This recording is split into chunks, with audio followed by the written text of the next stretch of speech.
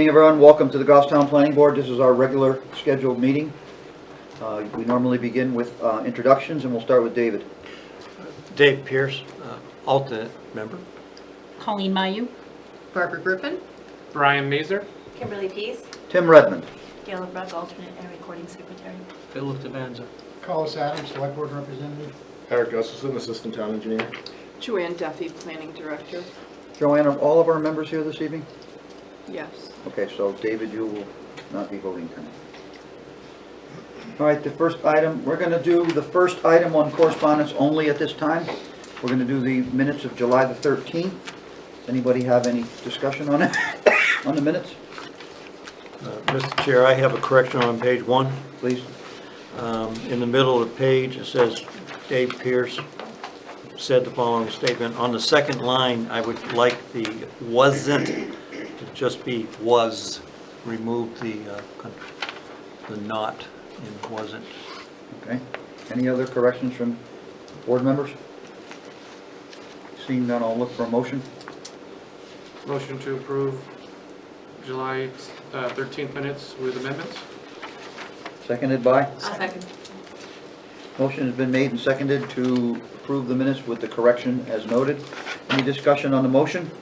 All those in favor say aye. Aye. Opposed? Abstentions?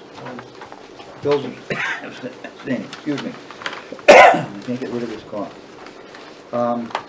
We're going to take the second item and the other ones beyond it to the end of the meeting. We'll get our applications handled and we'll come back to number 2 on the correspondence and action items. Go straight to old business tonight. It's map 10, lot 10. Joanne, could you give us a rundown, please? Yes. So this is the Tenney Road, excuse me, 5-lot subdivision that you've seen before. We've been going back and forth with the applicant trying to resolve the outstanding issues. And it looks like we're to the point where staff agrees that the board could go ahead and approve with conditions.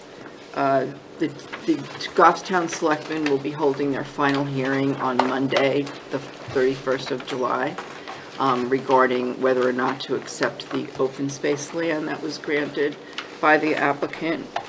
Everything else, they've done everything else that they were supposed to do for that to happen. We've received all of the documents. They were all sent to the town attorney. I've also sent the open space document to David Neiman of the Conservation Commission, who's been working with the applicant, and everyone is on board with those documents, including our attorney. And I think there are some waivers that you still need to go through that have not been addressed. And then the applicant will go over the changes tonight that he's made on the new plan that will be, if you approve this tonight with conditions, that plan will be submitted to staff to finalize the application process. Okay. Do we have any questions from board members for staff? Bill? On the comments from the planning department, the end of the second one, it says there is an outstanding comment.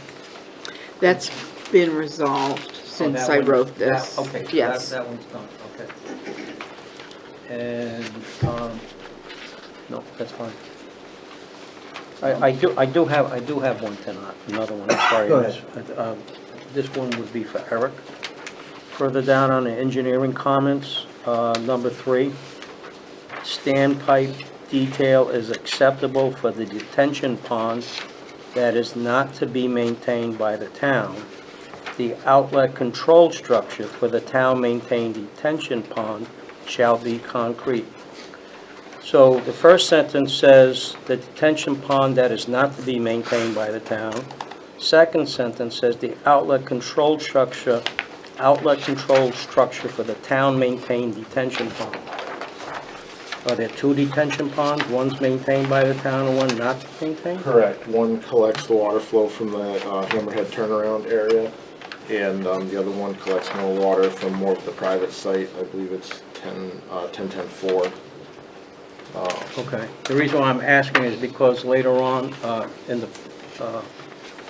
conditions, it's worded pretty much the same, and it's confusing. Okay. You don't know there's two detention ponds that you're talking about too, and what makes them different in a simple sentence like that. That's just a point. I mean, we can straighten that out later. Yeah, I believe it would be the one that needs the concrete control structure is in the town easement area. So Right. it's deeded to, or it's gonna be an easement to the town. So we can rework that if we need to. Yeah, just so that we know which one's which. Okay. So Eric, just briefly describe the one that you're not going to maintain. What is the function and the location of that one?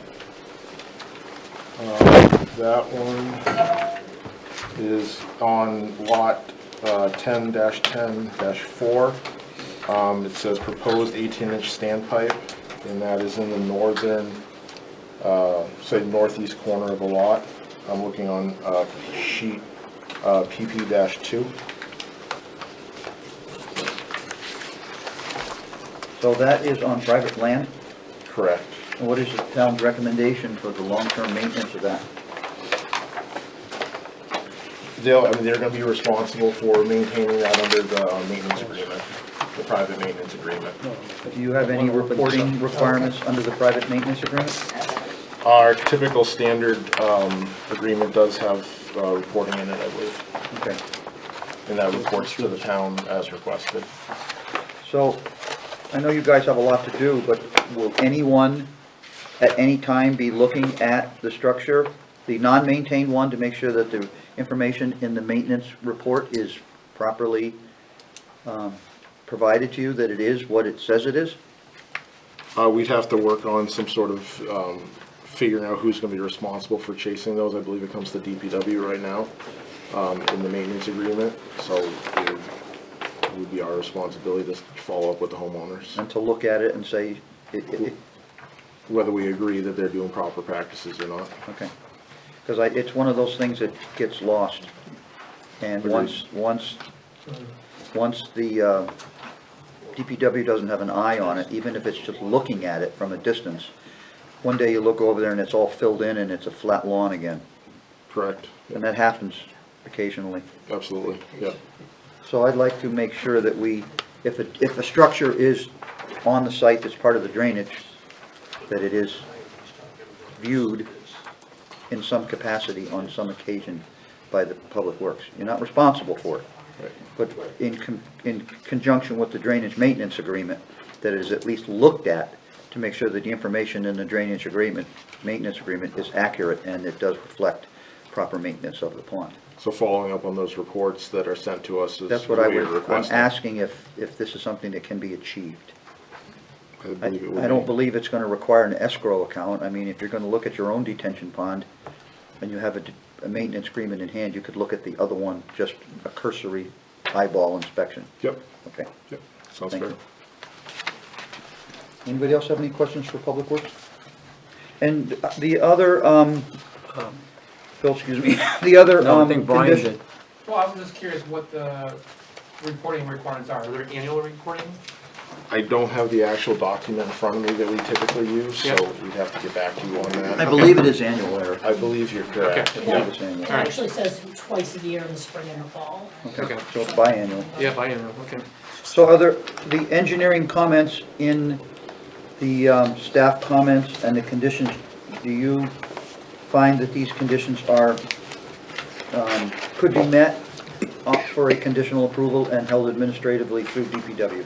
Yes, yep, our largest comment that we would just like to follow up with the applicant with is making sure that they have no issue with crowning the cul-de-sac area. Right now, on the current proposed plans, it's shown as sheet flow, and we view that as a icing hazard in the wintertime.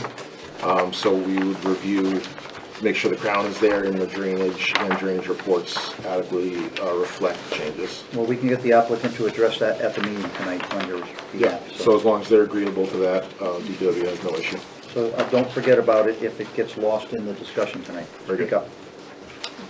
Anything else from board members for the staff or, excuse me, for the DPW? Pardon me. All right, Joanne, are we ready to have the applicant step up, or is there anything else that has to be done? No, that's it for now. Okay, we'll ask the applicant to address the board.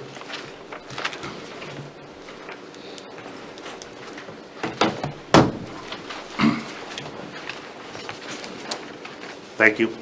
Good evening, Mr. Chair, members of the board, planning staff, and those present in the audience. My name is John LaFave. I'm with Fieldstone Land Consultants, here tonight with David Klebanoff, the applicant. Since our last meeting, as Jones mentioned, we had some hurdles we had to get through.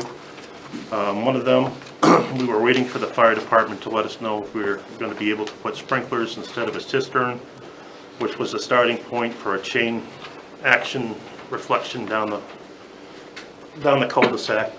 So the fire chief did send us correspondence, which we forwarded to the planning department, and they agree that sprinklers are acceptable in lieu of a cistern. With that in mind, last time we were here, the board wanted to see some kind of a parking space in that area, if that was the case, if we were gonna remove the cistern. I'm gonna jump up here and open up the sheets to show you John, may what I we've done. interrupt you for 1 minute? Sure. The folks in the audience that are here for this application, would you like us to turn the board so you can actually see what he's pointing at? We all have maps, John, so if you could Okay. sort of turn it so the, Sure. So the folks in the audience can see it as well. Absolutely. And you could point at that on their behalf. Okay. So, Tell us what you're pointing at so we can I follow will do along. that. Thank you. Bear with me one The second. page, tell us what page you're gonna be on, John, when you get there. Yep. So we're going to go to sheet number 4, which is also known as TP1. Thank you, John. At the, before you enter the cul-de-sac on the left-hand side, on our previous plans, we had a cistern easement, and that's where we were proposing a cistern. Since the cistern is out of the picture now, it was recommended that we put in some parking spaces.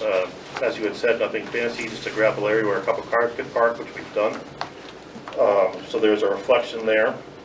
That area, because the cistern is not going there anymore, the buffer, or where we've had for a buffer in the past, there's no need for a buffer in that area, which I'll get to when we get back to the waiver items. We've made some changes from several departments, so let me jump back in my seat here and I'll run through those. So, as I said, first we started with the fire. Second was, now that we know that we're going to have those parking spaces there, we add them to the plan, which are noted on there. The trail easement was moved. So if we want to jump back to sheet 1. And in between lots 3 and 2, you'll notice there's a 20-foot wide trail easement, which was a secondary means of access. Before, we had a place adjacent to an abutting lot 22-1 and on lot 10-1. Now it's going to be in between those two lots. I understand that from the Conservation Commission, they had mentioned that they'll probably never use this, but they'll take the easement in case they want to in the future, is my understanding. So we're going to leave that easement on there. We've also added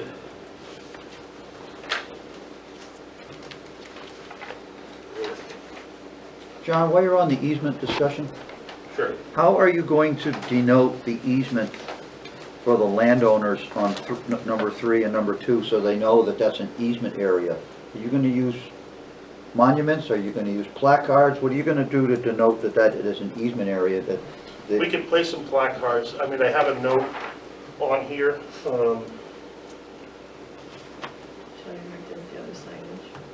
Because the property line is right down the center of the easement. Right, Note number 9 says signage approved by the planning yes. board. I was just looking for Number where I 9? placed it. Number 9. So, yeah, note number 9 on sheet number 1 denotes that the two lots will be subject to a 20-foot open space access easement 10 feet from and centered on the subject property line as shown. This easement shall be marked in the field with signage approved by the planning board. I left that note there because I wanted to see what you would recommend for signage.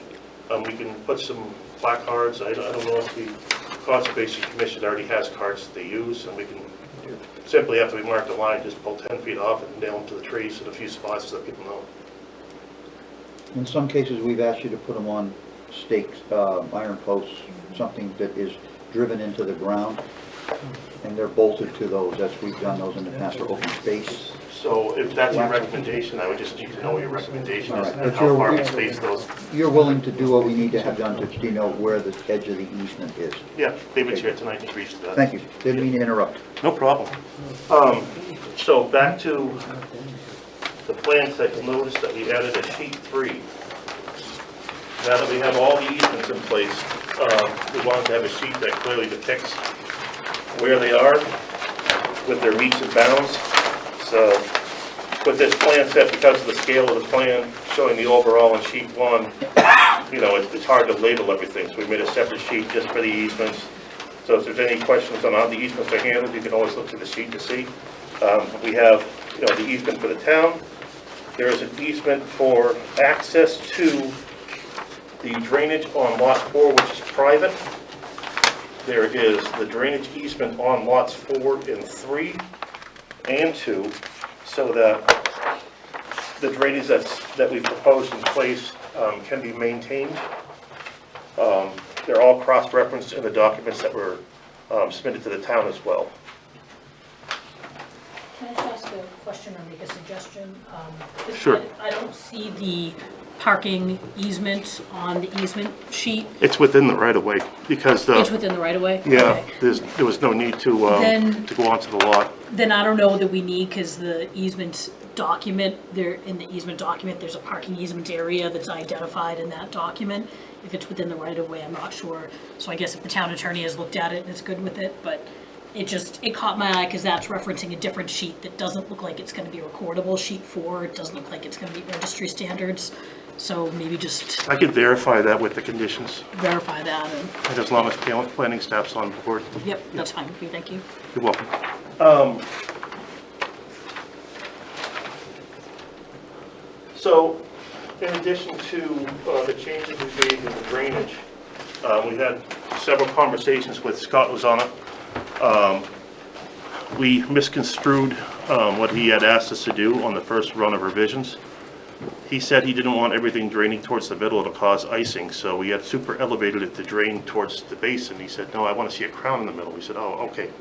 So it's really no problem, it's a simple housekeeping item where we just change the grade in the center of the cul-de-sac, update the HydroCAD calculations if necessary, and send them over to the town, which we're agreeable to do. It's not a big deal. It's even Scott said it's a minor revision. He just wants to see it done, so. So that's a no problem? That's a No, problem not for a you problem at folks? all. We just didn't want to do a whole new set of plans. You know, they get costly and expensive, 10 sets of plans running around, so I just wanted to note, yeah, if it's a revision, no problem, we'll take care of it. And we would be agreeable that It'll Scott, be included in the final plan set. right, yes. Kimberly? So the plans that we have in front of us, the 11 by 17, still have note 10 saying PLC is taking the open space easement? Right, since the last plan submission, I'm sorry, on sheet 1. So that's a good point, and I was gonna get to that, but I'll bring it up right now. So PLC was the entity that we thought wanted to receive the easement. It was suggested that we go to them and say, here's a conservation easement, you guys want the land, but PLC has stated to us that they just have too much project, they don't have the resources and funding at the time to take it. So we met with the Conservation Commission. So because that happened after this plan was done, you know, it hasn't reflected the change, but we will update that note with the proper language saying that the town will receive the easement. Thank you. I think is that written in the staff report already too, I believe, right? Yes, I told them that Yep. we would be getting new plans. These plans were submitted for the June 14th, so staff, he offered to have updated plans to us, but we didn't have enough time to review them and get the final comments to you, so we said, well, let's just wait, go over what we have. and So then is your we can- opinion that it wasn't worth the effort to print the plans? We could just do these as administrative items later? Correctly, yeah, that's Okay. correct. Thank you. I just had one question for John. Sure. I I know that you were asked to do a vernal pool study by the Conservation We did. Commission. And I know that you did that. Yep. And I believe there were 4 altogether. There were 3, but then there was another one that they asked to be added. Yes. But however, they're not identified, especially the one on lot 10-4, about not quite halfway up onto the lot, on the left-hand side of the lot. It's labeled as number 4. None of them are When we do a vernal labeled. pool study, they're done in the spring because that's when you're gonna see egg masses and you're gonna see the certain indicators you're looking for. At the time that we inspected that vernal pool, we did not see any of those indicators. I believe the Conservation Commission had gone out at a later time and noticed they had seen some indicators. So you can only work with when you inspect the pool for those indicators. It was asked that we label it on the plan, no problem. I have no problem labeling, it doesn't change any setbacks or anything, it's, Could you so- label all 4 of the vernal Absolutely. pools as vernal pools? Okay, thank you. And can I clarify that? I'm looking at sheet 1 of 8. Isn't it that only one pool was confirmed as the vernal pool? only one, yeah, so there was several wetlands, I think is what Joe was saying, but I'm gonna show these guys first and I'll show you. So right up here is where we have found a vernal pool, and this is where, the Conservation Commission had noted indicators right here. I'm gonna show the same thing to the planning board. So yeah, so this is the pool that we found up here. And this pool is very deep right here. We didn't see any indicators at the time we said. I know the Conservation Commission, I think he's here. Yeah, so he could speak to that in further detail if you wanted to question him about that. But it's just more adding a label because he wanted to see it on the plan. Well, yeah, so reading the report, it said wetland number 3 is the one that was a confirmed vernal pool, is that correct? Are the vernal pools numbered the same as the wetlands? I'm sorry, yes, it is this one. This is the one. I'm going off of memory here, but I don't have the report in front of me. It was this one that had the vernal pool. You're correct. So the wetlands are numbered the same as the vernal pool? Yes, Okay. yes, yes. Okay.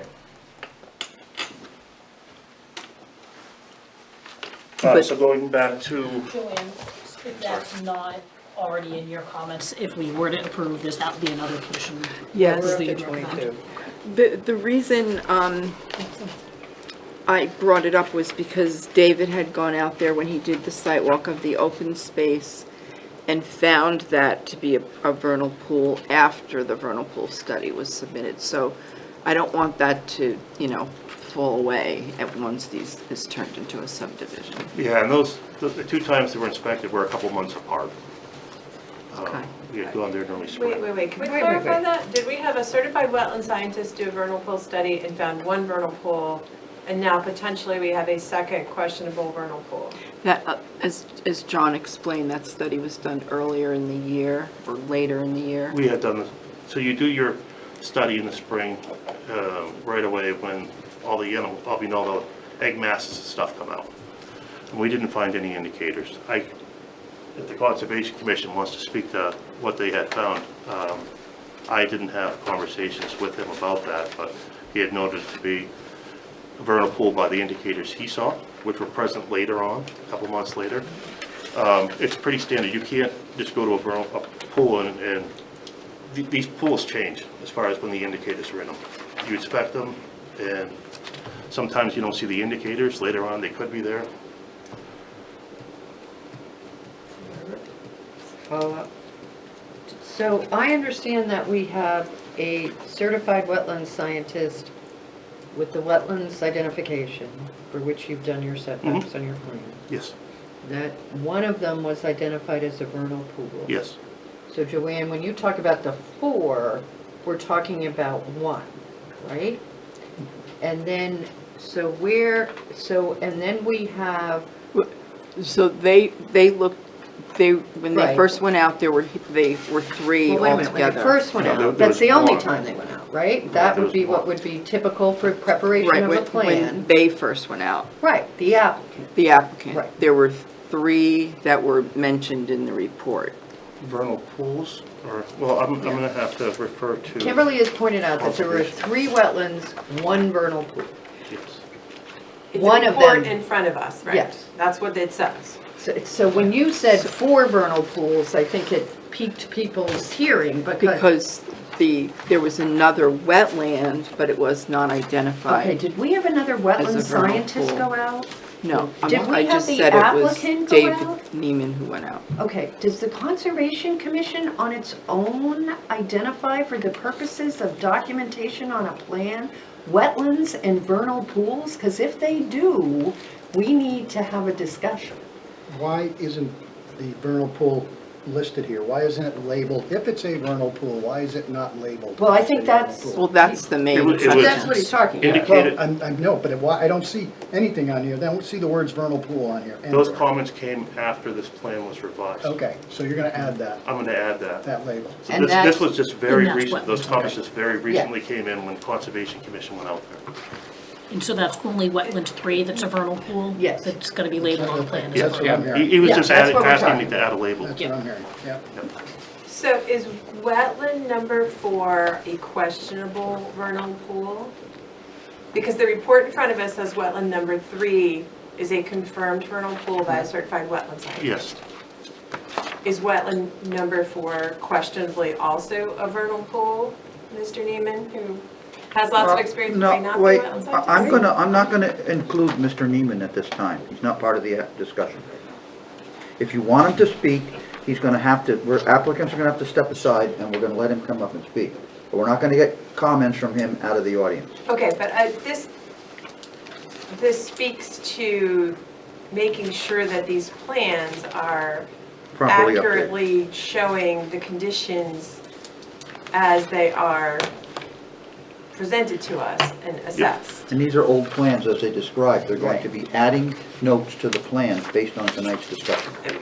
I understand that, Tim, it's very difficult. I understand that a lot of this might be administrative, but when we have plans that don't have things accurately labeled on them, it makes this process Wait a minute. much more complicated. For the record, this is much more complicated than it needs to be. Barbara, Tim? sorry. Go ahead. We have a report, and it looks like it was done in May of this year. Am I right? Yes. Okay, so in the land of our plans, that's not that long ago. I mean, I took another look at the date because I thought maybe we were talking about last year because I know the applicant has been at this for a while. So are we now considering, and this is a generic question before we get into the specifics of this, applicants to update plans and wetlands reports because someone takes a site walk subsequent to the plan, to this vernal pool study and says, I think one of these is a vernal pool, because I think that's what we're talking about. I think that's what we're talking about Yeah. also. Yeah. Okay, But I would want to be sure that we're talking about people who are licensed wetland scientists Yeah. making these decisions. Or requesting the applicant to have their wetland scientists go back out and re-examine the ones in question to verify whether they are or are not a vernal pool. all right, well then I think we need to talk about what a standard is for when a timely study is presented to this board when it's reviewed, because I don't think we want to adopt the practice of No. sending people back out to do more work based No. on somebody coming by without a clear standard that if another plan comes forward with a plan, what is this, 3 months, 2 months old? 2 months old, that then we can require a new plan. I am like really worried about going down this road on this. So, And it has nothing to do with this application. From the- It has to I from do the- understand with- you're talking about concept. Yeah. so from the table here, when is the appropriate times to do these sort of reviews? Studies. Is it in the spring and some other time? They can be done any time of the year because there are things called primary vernal pool indicators and indicators and secondary vernal pool indicators. The secondary indicators can be used in the non-vernal spring time. So this board needs to establish a time frame for applicants to do their vernal pool study so they can meet a standard. and we're not gonna be questioning their results from their wetland scientists. So I think it's gonna be advice from Kimberly and Collis, who seem to be the two most versed on the subject. When is an appropriate time to gather that information? Well, then I think we need to consider something in our regulations that says that they need to be identified using primary vernal pool indicators, which would necessarily mean in the spring. Now, is May considered the spring to you, Collis?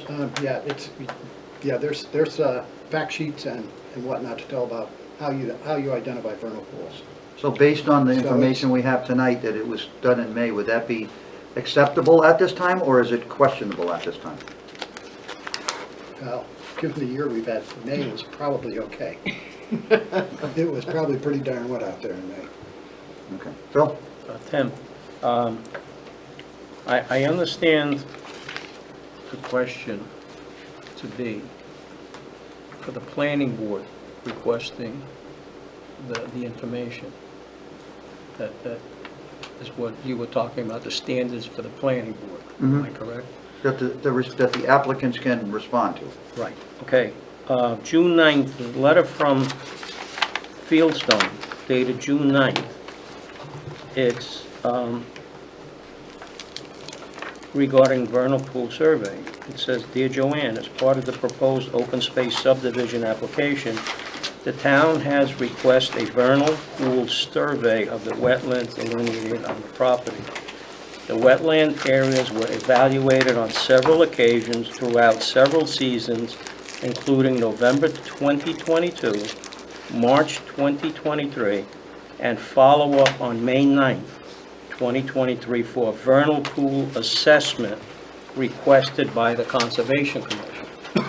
So now you have two boards that you're dealing with. You're dealing with a request from a Conservation Commission, and I just want to make sure that we don't get the request from the Conservation Commission mixed up with requests from us, making it more complicated.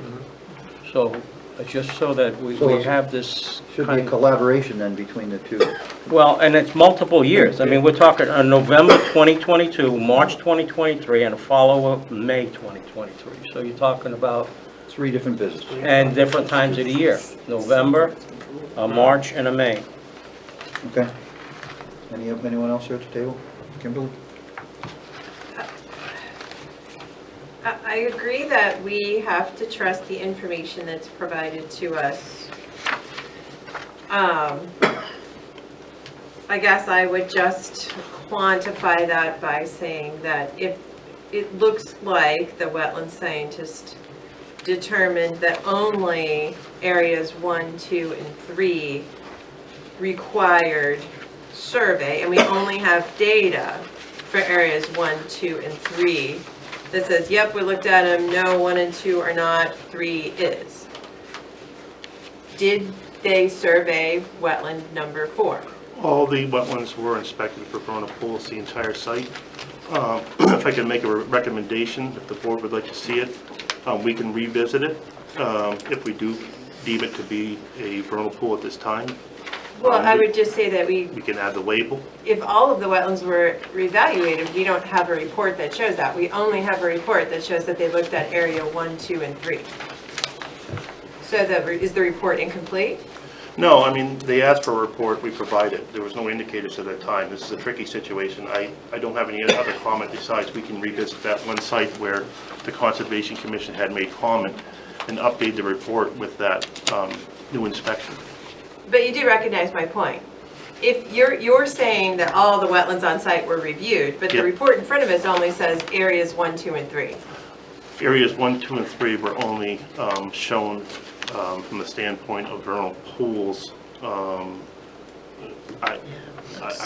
They were all inspected. I guess I don't know. I would refer this to Chris, but he completed a report. He inspected the entire site for wetlands, and what he came up with, there was 1 vernal pool. I think it would be, because Excuse I get what you're me, folks. saying. David, are you filming us right now? No, I'm holding up a picture of the tadpoles that were in the fourth one that... All right, well, we're gonna let you come up, we're gonna let you We're come not up and there speak. yet. So We're gonna give you your minute. So, I think maybe part of the issue is that, I mean, we're assuming that areas 1, 2, and 3 that are referenced here are these wetlands 1, 2, and 3 that are Yes. referenced on the map. Yep. And I guess wetland 4, wetland 5, wetland 6 aren't, his report is just silent to that, so. We could truly add that to the report, and if something is a vernal pool, we can label it. I mean, that's part of the condition. I have no problem with that. And Tim, I think it's within the purview of this board, if there's confusion about the vernal pools, where there are, how many there are, when they were documented, I think it's well within our purview to request the applicant to revisit the issue. I believe that's true. Go back and supplement the report, date it as a supplemental report to go hand in hand with the original report to clarify the issue. I don't see anything wrong with that. I don't either. We'd be agreeable to that. I don't see any issue with that as All well. right, let's move But on. it may stall your conditional approval, at this time. I don't. I know you'd like it tonight, but because the accurate information is incomplete, and this is not administrative, I don't believe. I think this is a board discussion. So I just want you to be aware that I know you're in here for a conditional approval tonight, that many board members feel that it's incomplete at this time. I And apologize. saying but- that you'll revisit and add it to the plan later may not be enough for the board to accept. So let's just go with that and continue. All right, any other business with the vernal pool thing before I allow David to speak? All right, come on up, David, and just give us what you, for your name, for the, excuse me, for the record, and who you represent. You guys can stay there. They'll Yeah, just, this will be very Dave will be fine. Very brief. David Newen, Conservation Commission, after, when I went off the sidewalk, having read the vernal pool report, what they reported was correct and true, because conditions do change week after week. I confirmed the one vernal pool of the ones that they surveyed, that I also saw indicators, and the pool number 4 was filled with live tadpoles. I may not be a wetland scientist, I'm merely only a PhD biologist, sorry. But I can confirm a pool full of tadpoles is a vernal pool. Thank you. Thank you. So it looks like you need to get back out there and do some more field work on these wetlands. Sure. Okay. I mean, like I said, at the time of our reports, there was nothing there, now there is. So we'll update that accordingly and take care of it. Okay, I'll allow you to continue. Thank you. I know you kind of messed you up, so just take a breath. Yep, I did it. I want this on the agenda for a future discussion, because we cannot have individuals going out when we have a letter from the Conservation Commission, and it's not to the individual, I don't care whether it could have been an abutter who came up and said, I'm bloody blah, or anybody. There has to be a process in place if there's an issue like this, because, we adopt these by statute, by town vote. I don't want anybody coming in the future and saying this. I mean, this applicant is working with us, it's wonderful, it's fine. But this needs to be like Collis admits, like it's got to be primary or something. We need to change something on this. And this is not a problem because the Conservation Commission does have a certified wetland scientist on the Conservation Commission. So, it certainly can be accommodated. I'm not, No, I'm just saying we can accommodate that. right. And we can hear from that person, or they can file a report with us if that needs to be done. Sorry, Tim, one more. My biggest concern, though, is that we are given evidence that their wetland scientists went out, said, okay, we only need to look at these 3 wetlands. That if they reviewed all of the wetlands on site, that's not in the documentation before us, which leads me to doubt the evidence that is before us. If they actually reviewed that pool and said no, and we have evidence to the contrary, that's where the problem lies, because I don't have anything in here that talks about wetland number 4. So in my opinion, the report that you have provided is incomplete. It's not that we have questionable evidence, it's that the report is incomplete. I believe the reason, or I'm thinking the reason why Chris made comments on the other 2 wetlands was to show why they weren't vernal pools. I don't know why he didn't include all of the wetlands. I know they all were inspected on several occasions. It's unfortunate that, as David had mentioned, vernal pools, they constantly change. that this is a situation where we are tonight. We're happy to update the report with all the vernal pools. I don't have any problems with that. We really hope that if there is somebody on the Conservation Commission, that we could maybe have a condition that they review the report, and so long as they're happy with it, that we proceed with conditional approval if possible. I don't think we're getting there right now, so let's continue with your presentation and we'll talk about it later. We have deal with waivers and we have a public hearing yet, so we'll just Okay. take them one step at a time. So I guess probably this would be a good time to jump to the waivers. I mean, I've given you the plan updates. A lot of the stuff has been getting documents together.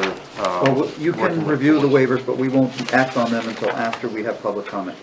Okay. So we can, I wouldn't see any point in you even discussing them right now with us. It'll save us time. We'll come back to them Okay. when we, so do you have anything else you'd like to add at this time? No, I'll step down and allow public comment to happen. Thank Board you. members, any other questions or comments for the applicant before they step back? Kimberly? I have a question. So on the June 14th memo from Fieldstone, it says in certain instances, the 80 by 100 potential building site on the yield plan, that it says it is shown as required, exhibits are attached in enlarged scale. These are from the yield plan, right? Yes. Okay, so they're not from the one in front of us? No. No. Gotcha. Joan wanted to confirm that the 80 by 100 foot box showed on our yield plan were within the required setbacks. But can you then get the 80 by 100 on these sites as, I don't think they're required. That's for the yield plan, and they all work. She just wanted to see it. The yield plan was at 100 scale, and it was difficult to see the 80 by 100 foot box. So I provided her with some, I think it was 40 scale details, so that she could then see that we were presenting the 80 by 100 foot box properly on the lots within the setbacks. okay, thank you. So Joanne, are they required to show an 80 by 100 foot box on the plans that are provided to us tonight under these open space regulations? Well, in a regular subdivision, it's 80 by 100 in the Yeah. agricultural. What about now, zone. what they're saying, what's required? Because theirs is different, because the lots are allowed to be less. Right. There's nothing. They don't have to They show don't an have to 80 by show 100 any box. Yeah. buildable All right, so footprints. Yeah. that's. There, well, there's nothing that says they do. Okay, So- thank you for that. All right, would you guys step down then if nobody else has anything else, and we will open a public hearing. Thank you, Mr. Chair.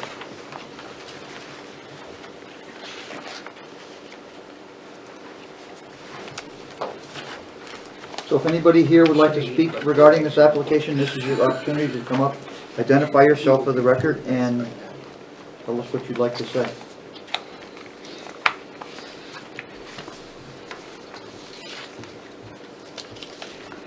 Nobody say getting up tonight? I'll get up.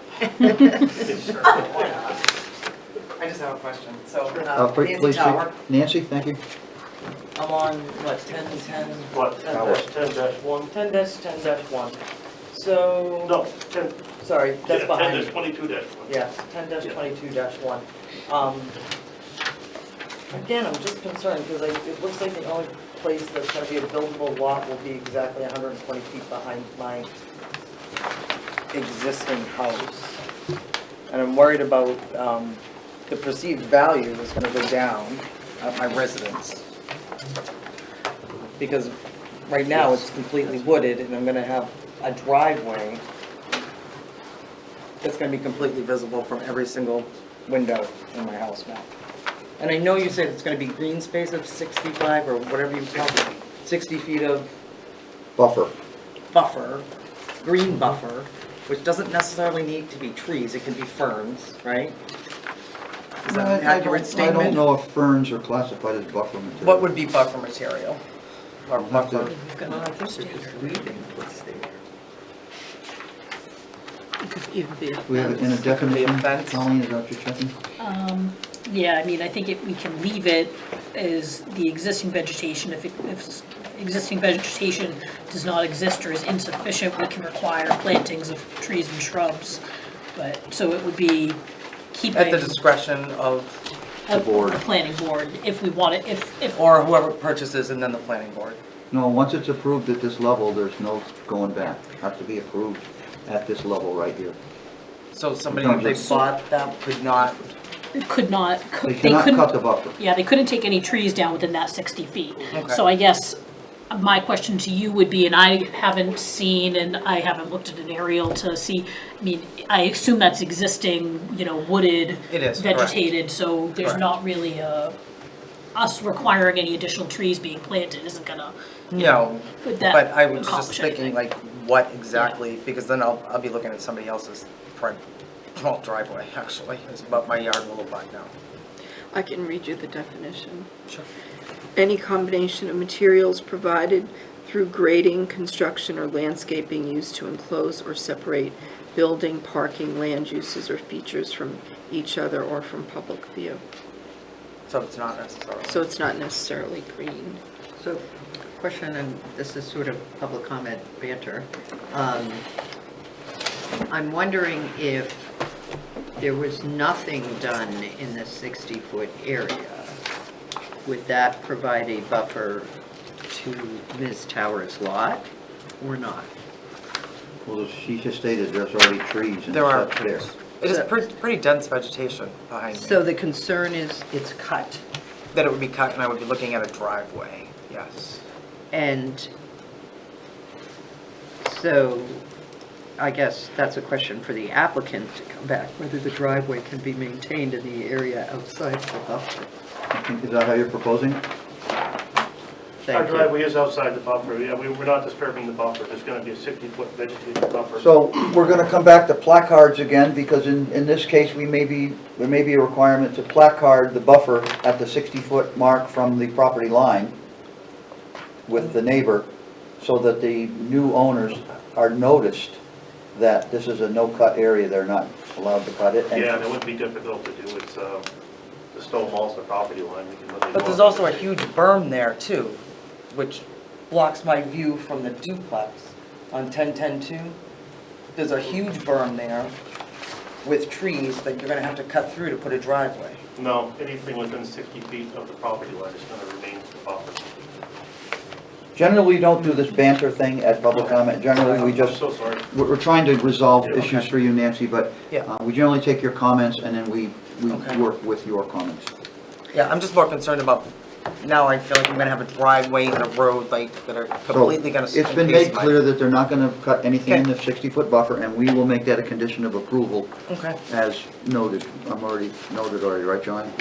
Yes, the definition I just read was for the development regulations. The zoning has a different definition. Of course it does. Any area within a property or site generally adjacent to and parallel with the property line, either consisting of natural existing vegetation or created by the use of trees, shrubs, fences, and/or berms, designed to limit continuously the view of and/or sound from the site to adjacent sites. Thank you. Okay. All right, Thank you. we'll take your comments into consideration. Thank you. Anybody else like to speak tonight? Excuse me, Mrs. Drew, you good? You good? Okay. All right, at this time, we're gonna close the public hearing.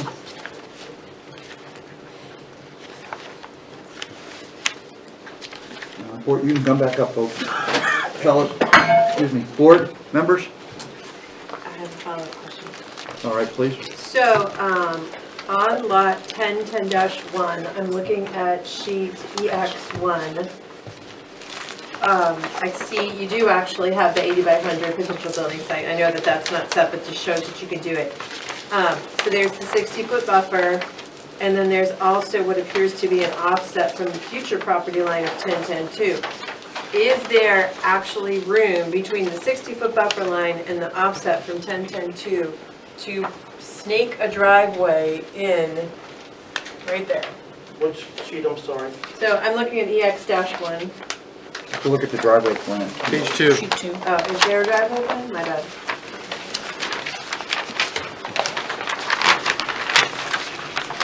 Yeah, sheet 4, Kim. Oh, sheet 4. So what sheet are we on, 4 now? So, sorry, now we're looking at 4. Okay, so you are actually showing that you can snake a driveway in there. That's what I wanted to know. Thank you. Yes. Okay. That's good.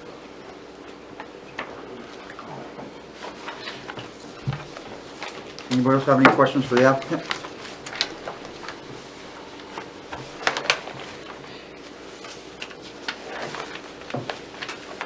So, we have some waivers to look at and discuss. So Joanne, could you tell us what the first waiver is?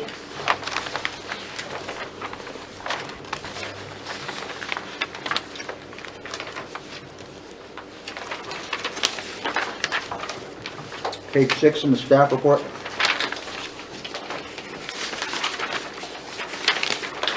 Okay, the first waiver is for the frontage and setbacks.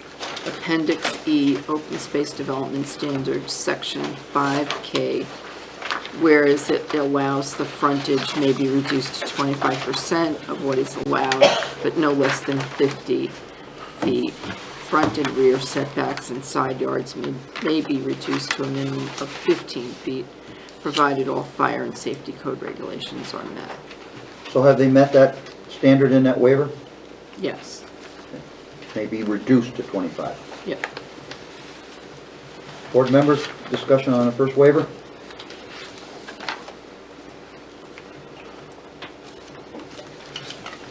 I don't hear any discussion, so I guess we're going to move on to a decision on the waiver. You want a motion? I might as well get one, yeah. Let's get it. Motion to approve waiver number 1 based on the evidence provided by the applicant. Second?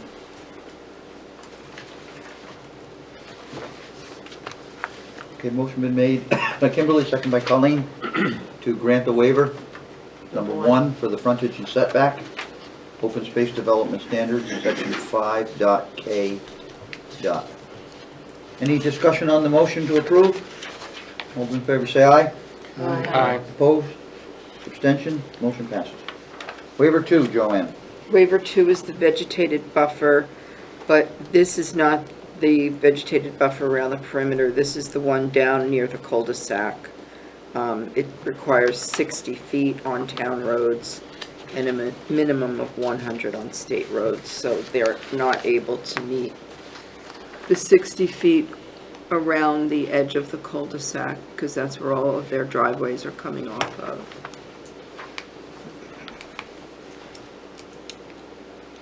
Just one comment I would make, because I see that the justification, or part of the justification is that for the reasons that the building structures already exist. I know the duplex is existing, but the existing barn, I mean, it's not like that barn is going to be reutilized. I guess, I wouldn't say no to that, Colleen. I don't know. yeah, okay. I think they actually stated they considered renovating it and using it. My only, I don't want to set a precedent that because there's a building in the buffer, we're just generally always okay with that. To me, the more compelling argument is that they're at the end of the cul-de-sac, the visibility, the buffer doesn't really accomplish what you would be intending it to accomplish, more so than because there's an existing structure, but that's just my own opinion. So Joanne, is this buffer requirement for the agricultural zone only?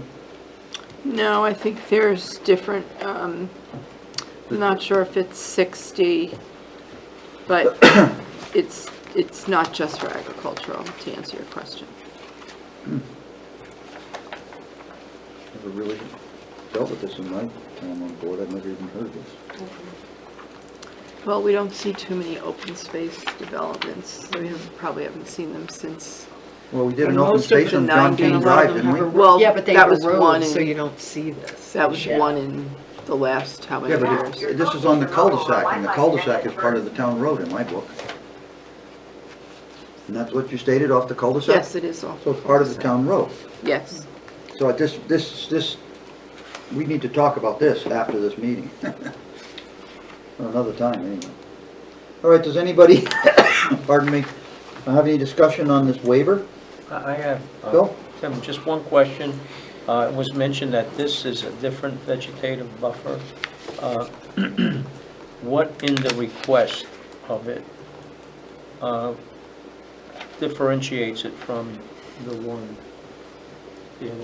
Which one what identifies where it is in here? The buffer by the cul-de-sac, there really is none. Well, I guess if we're gonna approve a waiver that says vegetative buffer, is that going to mean if this is approved, it's all the vegetative buffers, or? No, it's only for the one on the cul-de-sac, it's not the ones It's on the just the sideline. cul-de-sac. I think if we say in accordance with, because there is, and I think what John was showing us, there's a waiver exhibit, location exhibit, that's the last sheet in the packet. Well, that'll So work. if in the motion, we just reference Right, that, that'll that work. shows. That'll work, just so we know what we're what Yeah, the waiver is for. I think that's, Okay.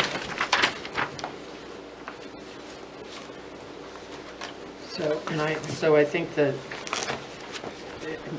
the cistern improvements, asking fire department should be taken out of it, yeah, because they're not. because they're not doing it.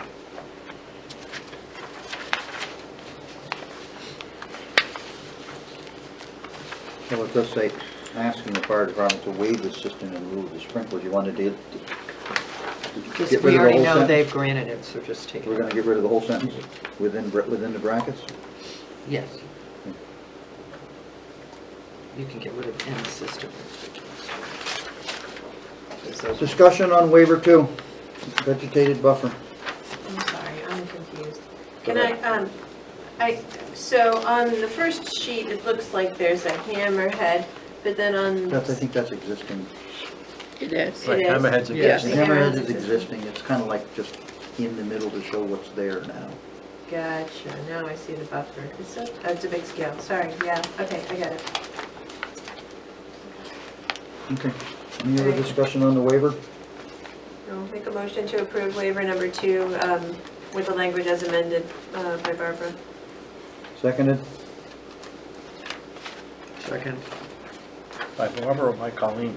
Okay, Barbara got it that time. Barbara. By Barbara, but also if I can ask that we Right. say, include the references as shown on sheet EH1, H-1. Did you amend your motion? Yes, I will amend that Yes, motion. yes, yes, You amend your second, Barbara? yes.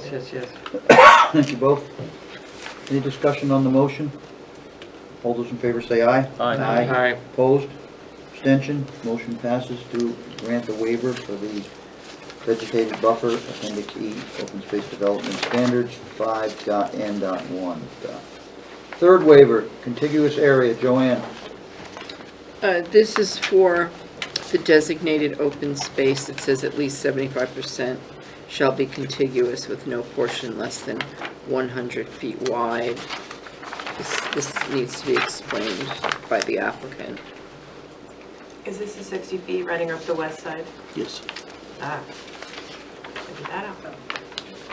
So on sheet 1, if you can see that there's an open space buffer that's running up the west side that we agreed to allow them to waive buffers, and so it's 60 feet wide, not 100 feet wide, On the sideline. on the side. On the sideline. Okay. That makes sense to me. Unless that's what, do I have that right? Okay. Is there any discussion on the waiver from board members? Is this the one that's on 10.10.1? Yes, it is, on the sideline, on the very bottom of the sheet. Well, no, it's this goes up here too.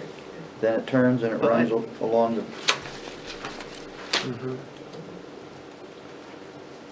Well, it doesn't actually show it on the back, it just shows it on the sideline. Okay. Make motion to approve waiver number 3. Kimberly's made a motion to approve the waiver number 3, seconded by Second. Kimberly Colleen. Discussion on the motion? All those in favor say aye. Aye. Opposed, abstentions, motion passes. All right, so we have handled the waivers, we need to go back to the board specific. Mr. Chair, there's actually one more waiver. Is there a fourth waiver? There's a fourth waiver. It's not in the staff memo, but it No, was in the but letter. it's on here, Yeah, I saw it in but the it's not letter. in the staff. No, not in the memo, so I couldn't see it. I apologize, it's a Not technicality. it's not yours. Yep. So where am I looking for the fourth waiver? In the packet? Right. Field It's stones. dated April 18th. It says waiver request. 1, 2.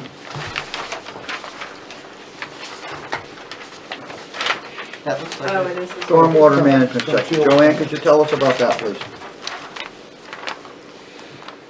It says, in proposed new roadway drainage system must be closed drainage. Water is to be channeled into the drainage system through curbing or berms. In rural areas, asphalt berms will be allowed.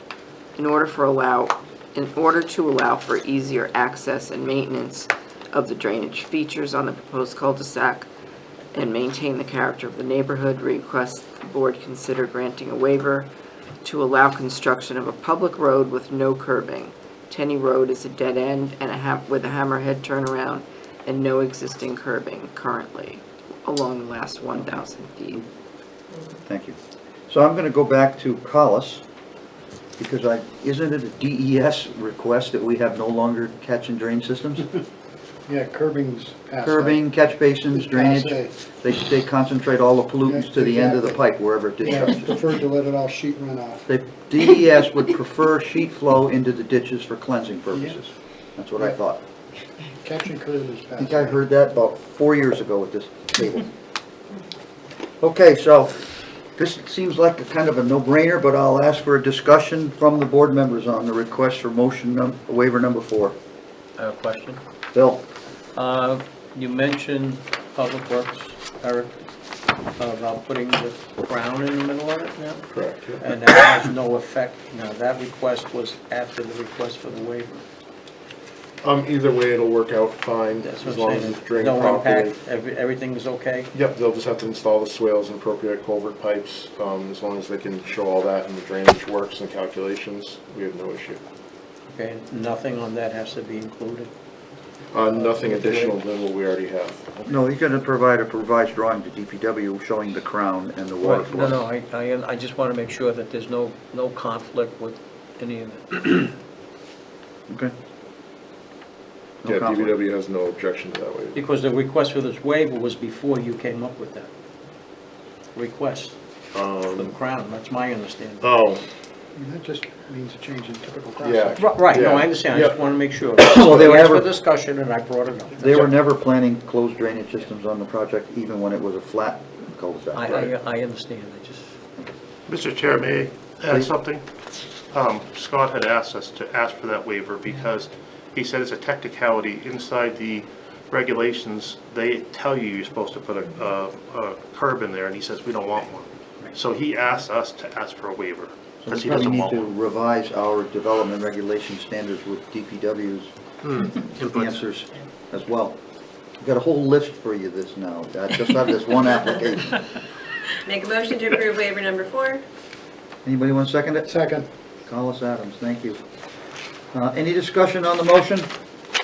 All those in favor of waiver number 4, Stormwater Management, Section 4.A. All those in favor say aye. Aye. Opposed, abstentions? Motion passes. Thank you for catching that for me, John. So at this point in time, we are back to the elephant in the room, which is the vernal pool information. The board needs to express their opinions here on what are we doing with this. Sounds, Can I ask a question about it? please. So, if these are all within wetlands that we already have 100-foot buffers around, and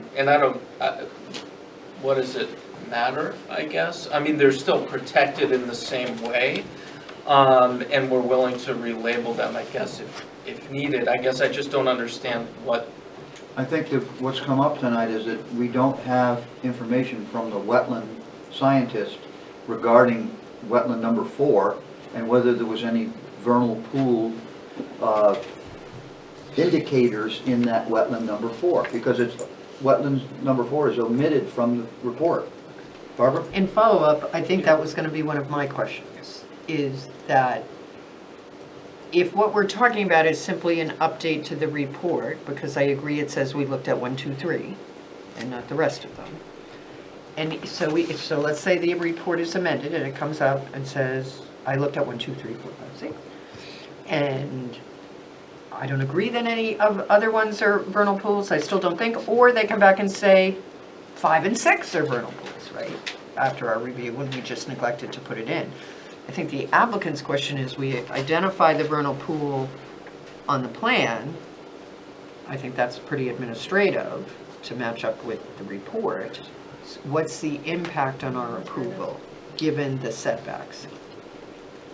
I agree. I was thinking that, I think along the same line as you, Barbara, that if the wetland scientist provides an updated report and updates the plan to indicate those vernal pool locations. And if there's something, when the wetland scientist does that update, that is going to change that buffer or change anything, that's gonna need to come back to us anyways, because anything that's gonna change the plan, so if it's just, we're gonna approve it with the condition that the report be updated and the vernal pools be, identified on the plan, if those locations end up changing a buffer or something else, that'll need to come back to us.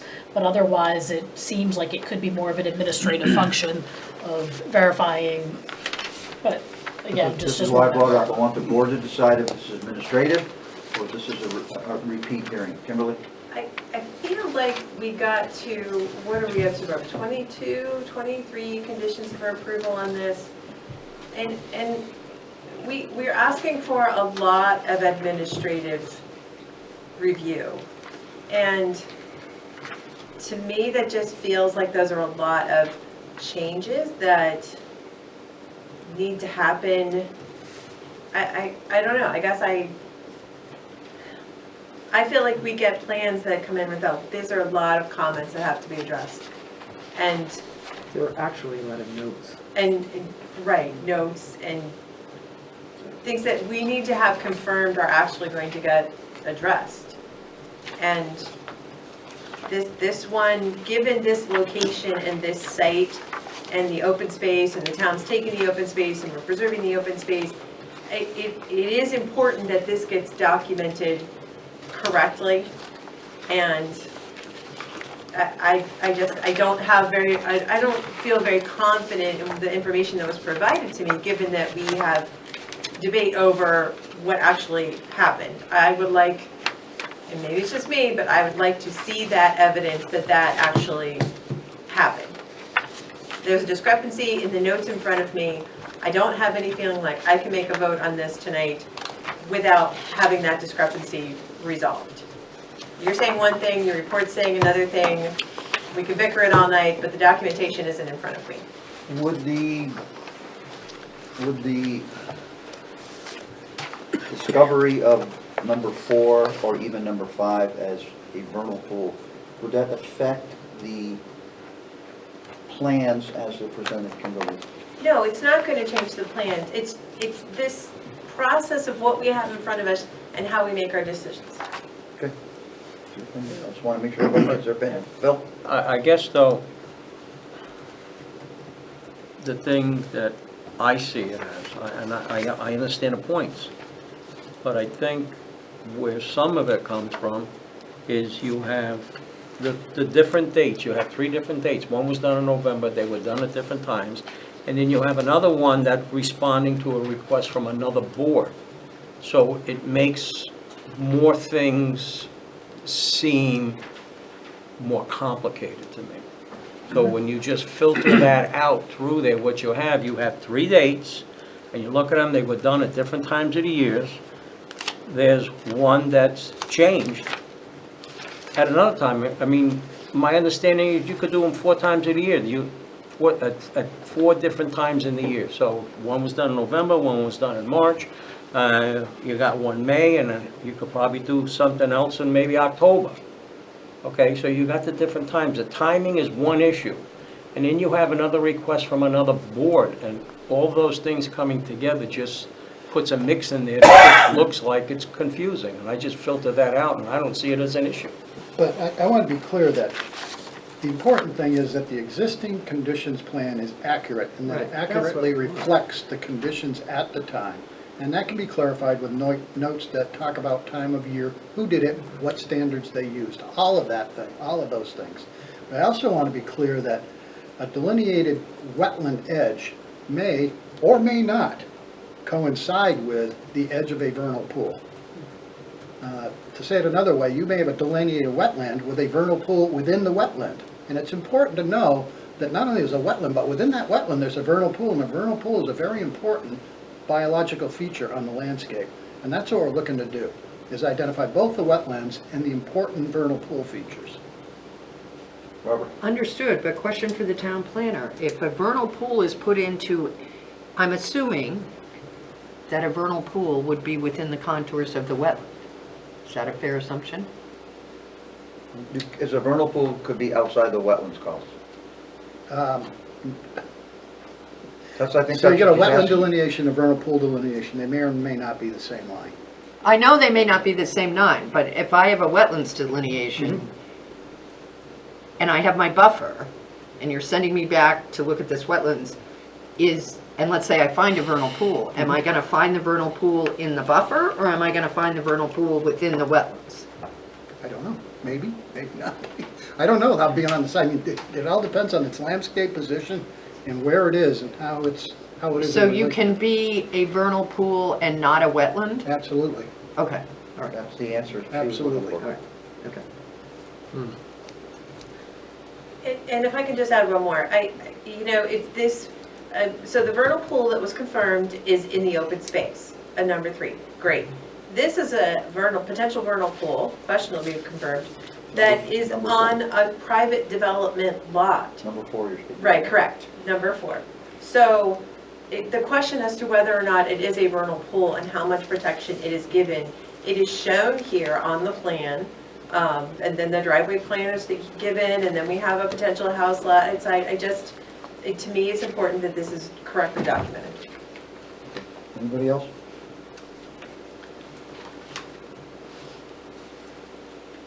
So I guess we're gonna have to, either ask for a motion, or we're going to continue this to another meeting and get the vernal pool information from the applicant.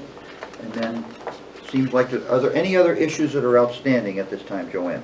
Is the vernal pool the last hurdle? Yes, I believe so. Board members, in anyone's opinion, is there anything that's a hurdle other than the vernal pool? I do have a question. Please. Can we approve this, given that the select board has not accepted the open space land yet? It was going to be a That- condition that will be a if they condition. accepted it or not.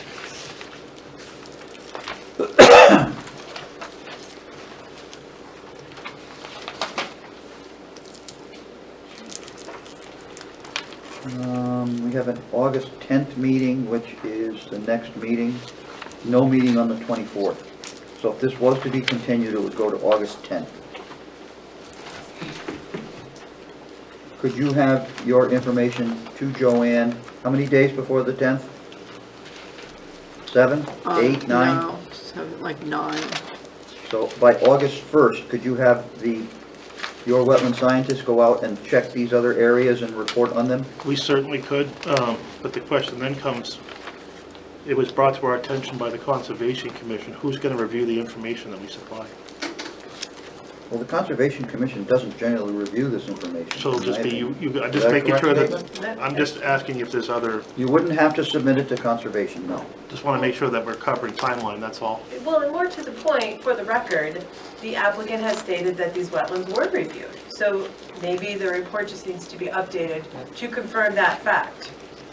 I believe that's the That's my case, earlier and I really feel it's unfortunate that we're at this circumstance, because we did inspect it 3 times. Maybe you should talk to Well, your then scientist a about their simple letter recordings. report would Stop it, clarify that, everybody. right? What's your suggestion, A Paul? simple letter report to supplement the original Fieldstone report would clarify that. So are you suggesting we have another meeting with these folks? Or are you suggesting we do a conditional approval? Kimberly, I know what corner Kimberly's in. Yeah. So I'm just trying to get your opinion because of the other wetlands aficionado. I'm leaning towards a conditional approval.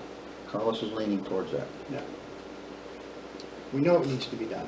Let's not hold them up any longer. Phil? If all we're talking about is a letter to confirm it, Yeah, there should be no problem Yeah. for a conditional I agree. approval. I agree with that. There's too many unfinished business. Can I Okay. get clarification?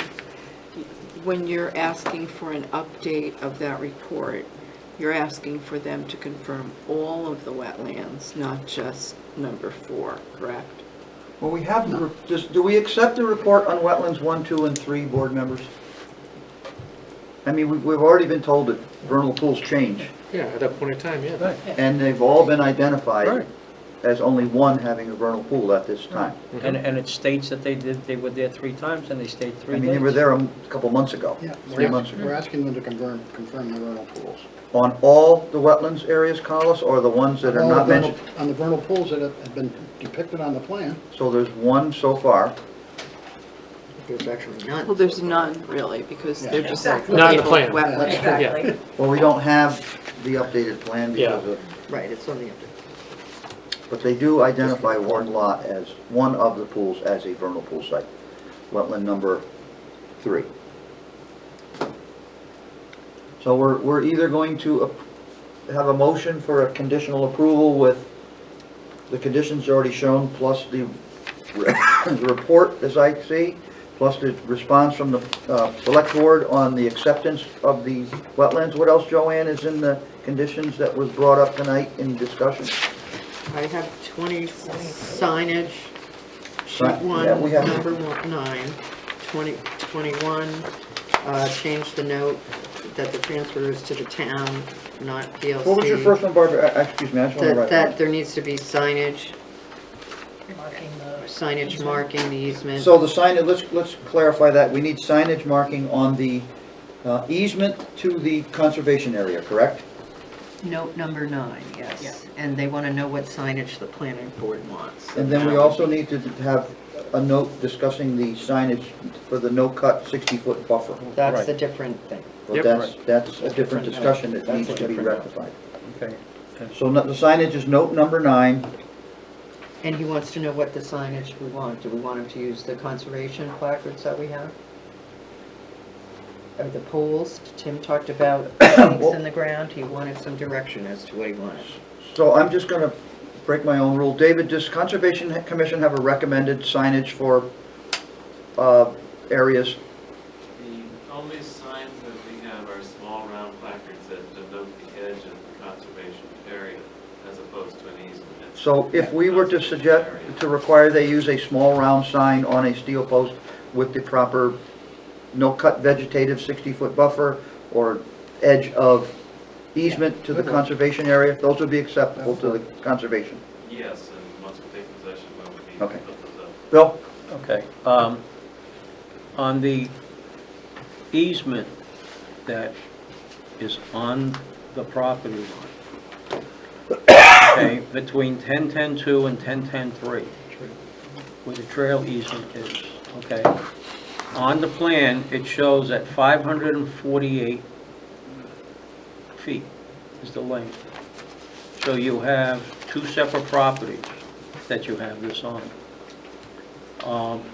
How many feet apart do these signs generally are? I mean, you're talking 25 feet, we're talking 50 feet? Dave? We usually put them so that as you're approaching a boundary, or we don't measure exactly, but so you can always see one. If it would simplify things, that easement between those two lots is not that important to us, because that other main pathway will be the main entrance. If it would simplify everything for everybody and you wanted to drop that easement. What other pathway are you talking about? West. This The- 60-foot access of the The wetland. trail Yeah, easement 60. that runs between two of the developed lots. Well, we talked about this at a prior meeting, David. We talked about who you're going to burden with the walkway.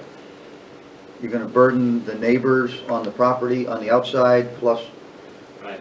so we sort of agreed here at this board that a center That's direct fine. access, straight line from the cul-de-sac in, this will burden the homeowners that are purchasing these lots, and they will know it when they get their documents and their deeds.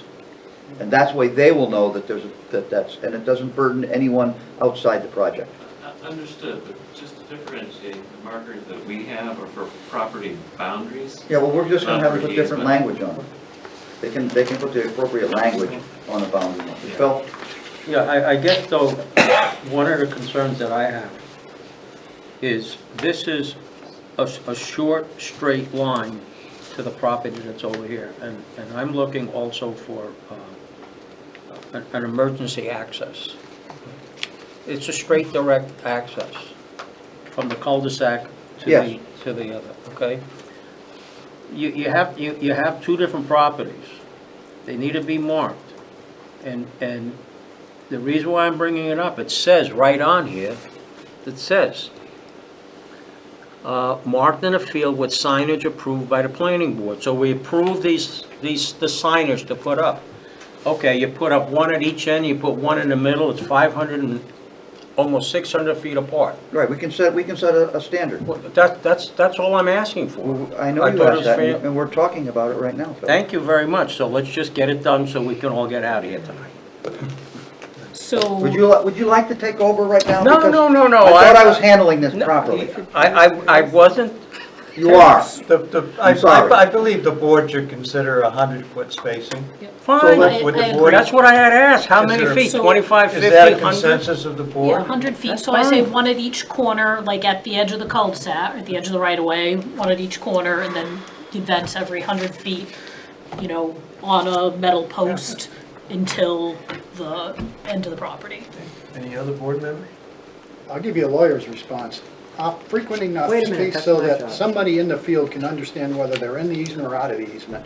You can say 50 feet, but if there's a gigantic glacial erratic right in the Yeah. middle, you're not gonna be able to tell. I mean, you have to be a little bit reasonable in what we're doing here. I don't mind setting a minimum, say, but at least every 50 feet. I don't know how else to explain it, but. Yeah, So 50 feet's the new number. Yep. They're gonna be set on a steel post, 5 feet high, so they're at eye level when people can see them. And they're gonna be on a 6-inch circular disc that's gonna be attached to it with the information written on there. One says, 60-foot buffer, no cut, or something to that effect, whatever we agree on tonight. And the other one says edge of conservation easement. Agreed. Okay, Phil? Thank you.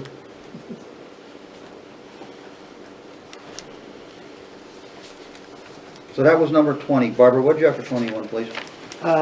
Change the note on sheet 1 for transfer from PLC to town.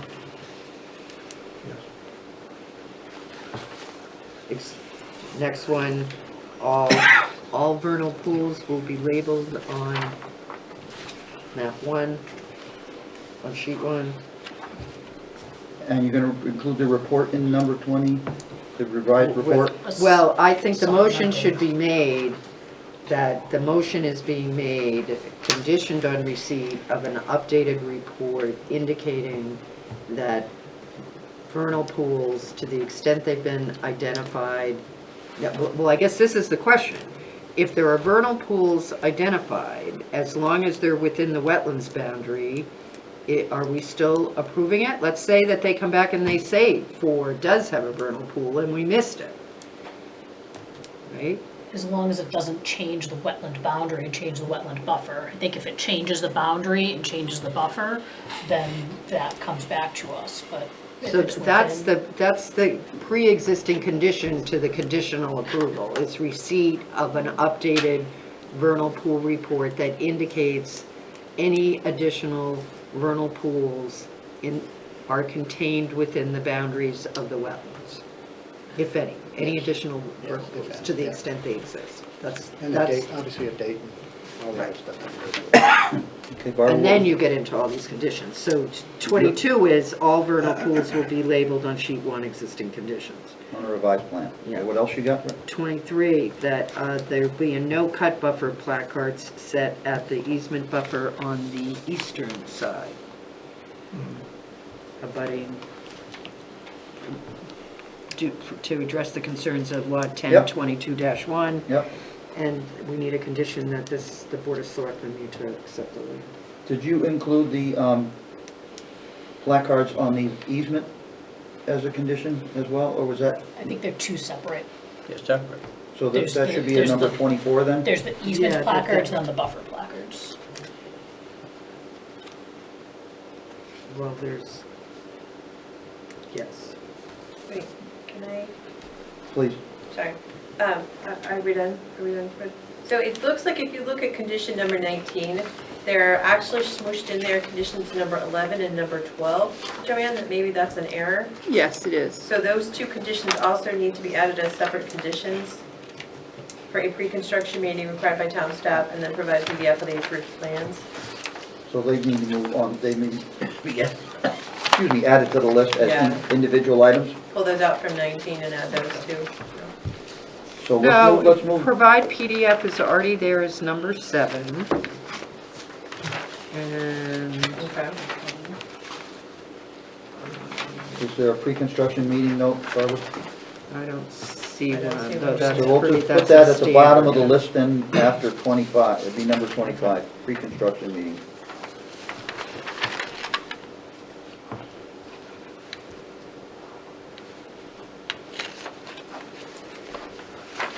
So 24 was the easement placards, and 25 is a pre-construction meeting. Does that board Yeah. concur with that, Eric? I got one, I'd like to revise condition number 14 back to Phil's comment. You wanted clarification on that? Go ahead. I'd like to strike all of number 14 and change it to a concrete outlet control structure shall be proposed in basin number 1 within the town drainage easement area. A standpipe will not be acceptable within the town maintained basin number 1. All right, Can I Joanne, clarify that? can you give that to Joanne so she can include it as a, the verbiage that you want it? Yep. So there's gonna be, this is gonna be changed to meet Is that DPW, easement already? DPW concerns. And there's one more condition. Go ahead, number 26. The approval of receipt of the open space is pending. That's true. The Board of Selectmen's Board acceptance. of Selectmen of acceptance of open space.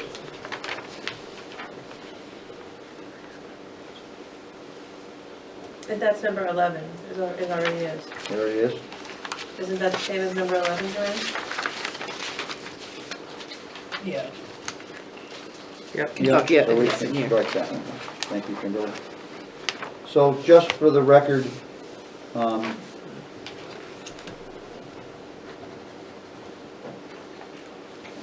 the no-cut buffer placards need to be shown on the plan where you're gonna locate them. The easement placards need to be shown on the plan where they're gonna be located. I'll add symbols to the plan. Well, they have to be added to the plan, because that way, if we're telling you to put them in at 50-foot separations, you have to scale them along there and make sure that the correct number are installed at 50-foot applications. Yes, we're gonna set the bounds too, so at the Well, same time. Yep, just so you I'll know. take care of you, absolutely. And A detail for the placards as well be I added to the think we'll plan, accept, or I think we'll just- accept the Conservation Commission's, we Okay. talked about the 6-inch circular disc to be attached to a 5-foot steel, Yep. bolted to a 5-foot steel fence post, or whatever you want to call them. And we're going to put the appropriate information on the disc, identifying either of the two areas. Will that Conservation Commission modify their budget so they can buy 2 different types of discs? They don't actually. What size are the ones now, Collis? The David? applicant does. Huh? 4, yeah, that sounds So more like it. does the board want them to be 4-inch so we can confirm? Yeah, keep them the Yeah, same. yeah. All right, to be 4-inch circular discs. I think 50 feet. I'm glad you got that one. Make good targets. All right. Anything else we missed? Folks at the table here. All right. So we have 25 conditions, and the rest applicant asking for conditional approval. Does anyone want to make a motion to the effect?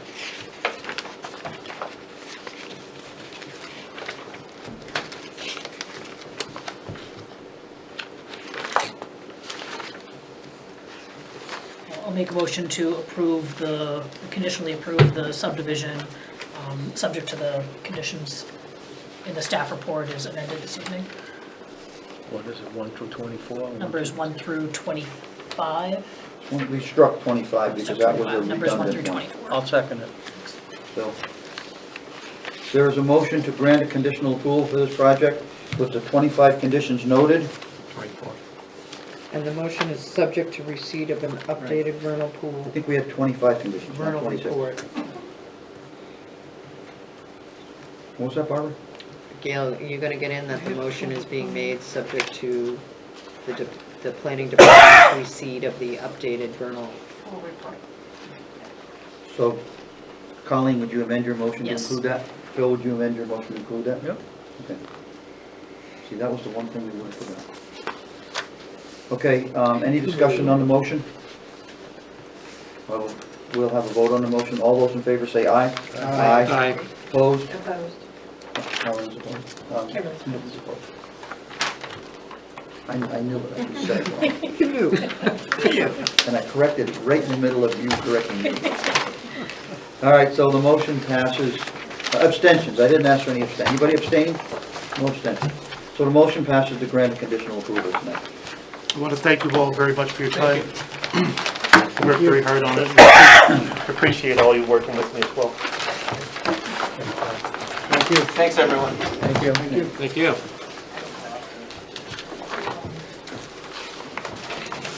Anybody who would like to discuss this further, please take it out into the parking lot because we can hear you in the room here when you're talking in the hallway.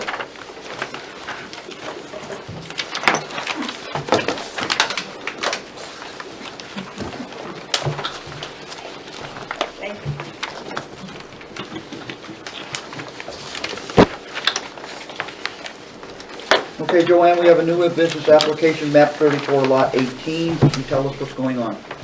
Yes, this property is owned by Brian Norway. It is zoned in the residential 1 zone on East Union Street. Currently there is 5-unit multifamily project, which he would like to add 2 additional units to turn it into a 7-unit. The new proposal will be in a separate building, so 2 units will be in the place of where an old barn had been located. He's planning to raise the barn and replace it, not quite in the same site. He's a few feet away, but basically the same site. And he does have municipal water and sewer, and the site will be accessed from East Union. So we should probably just say this in the beginning. He's asking for a waiver of engineered site plans. He has submitted a plan that he's sketched out.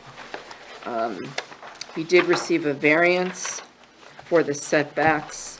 The building will be 20 feet away from the side setback where 30 is required. And he does plan on adding some additional parking. So there's a couple of plans that he's sketched out that are included, and then there is a plan of architectural plan which shows the elevation and the style of what the building will look like when it's finished. Anybody have any questions for staff? Is the application complete? Well, We might want to discuss whether we're going to move forward with that motion at this time. Well, that's why I'm asking. he has submitted waivers Yeah. for the request for the lack of an engineered plan. Could you please advise us on the Conservation Commission's letter that you have on the... Yeah, so this came in today. They met last night.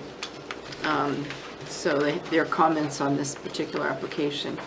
They voted unanimously to recommend to the planning board that the applicant submit engineered drawings showing existing conditions and proposed conditions, as well as the existing runoff and proposed runoff from the site. Does that last sentence, does that mean a drainage report? Basically, yes. He did do his own drainage report, I see that. which is included in the packet. Scott and I looked over the plan, and so he would be, basically some of the waivers that would be needed is the wetland and surface water conservation district delineations, if there are any on site. Have they been made as requests for the waivers list? They requested an overall engineered plan be waived. So these are some of the things that would be included in an engineered plan. So the parking looks like he needs a waiver for a lack of 3 parking spaces and guest parking. He's engineered plans, the drainage study, traffic study, sediment and erosion control solution for proposed construction, and the wetland and surface water. How many does that make? How many is that included in the... So this is it. So it's 6. So this is Six. what it says, is the Joanne, application with- complete, so he says, okay. Would the engineering plan also be proof that the water connection, and the 2 utility connections are feasible from the utility provider? Yes. And so without the plan, do we have confidence that the utility can be connected? No, I don't have anything from the utility companies, although he just, once he gets his chance It to looks speak. like he it's does just a conceptual show- line. Yes, I don't know if he's talked to the utility companies or not. He also got a variance to exceed the maximum density on that lot. So this building is a 2-dwelling unit containing 20, the building, I can't even talk tonight, I'm so tired. The acreage is 26,950 square feet, where 101,950 square feet is required for the area. So he did receive a variance for that. And then, like I said before, it had to do with this property setback. There's no signature block on the plan. There's no mention of the ZBA approvals. 15 spaces have been provided, a total of 14 are required, plus guest parking. The parking area closest to East Union does not provide, at least from this drawing, does not provide ample turnaround. There may be What'd you some. just say about the spaces? So the spaces that are closest to East Union, You said how many are shown on the plan? he's showing a total of 14. I'm sorry, 15. 7, 8, 9, 10. I count 11 on the proposed plan. There's one, There's a separate There's 4 in the there's upper a couple left. of others. Oh, there's another driveway, I apologize. Yeah, I didn't see the there's other side. 2 over on the side. Okay, thank you for showing me that. Existing landscaping is shown, there's existing trees and shrubs. And the All plan right. fails to Before- identify the map and lot owners of abutting I properties. think you can hold on for a second. What is the board's decision? Are we going to accept this as complete? What's your recommendation? Is it complete or incomplete? Well, it's complete if you grant the waiver for the fact that he does not. To create an plan to incomplete do it. application? Well, if I can. It I really think depended on the waiver. I think normally, we quite often accept plans, but for the waivers, right? Conditional on approval of the waivers, but usually it's 1 or 2 waivers. And in this particular case, It's like 7. it is a number of them. And in regards to not having a plan, I am a little concerned about some of these waivers, especially in light of the fact that one of the variances granted had to do with the setback from the rear property line, which makes me feel like we need a plan. And I sort of come to, we converted a restaurant, a commercial building into residences at High Street, and they needed to come in with plans so we could understand what was going on. And I'm a little concerned that we don't really have any plans that you could go out and Yeah. check to We don't see have if any anything was built In general- according to the proposal. And generally require drainage plans to be prepared by someone that has a professional Licensed engineering drainage, yeah. stamp. Yes, are the dry wells adequate size?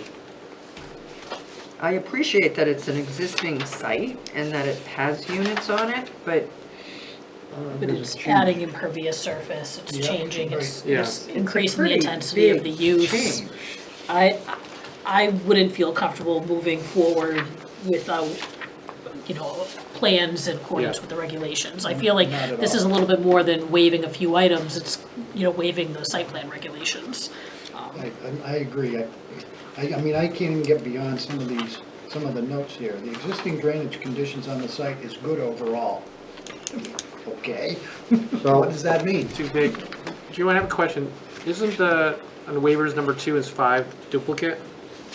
One's professional drainage study, the other one says drainage study? Yes, remove number 5, please. Thank you.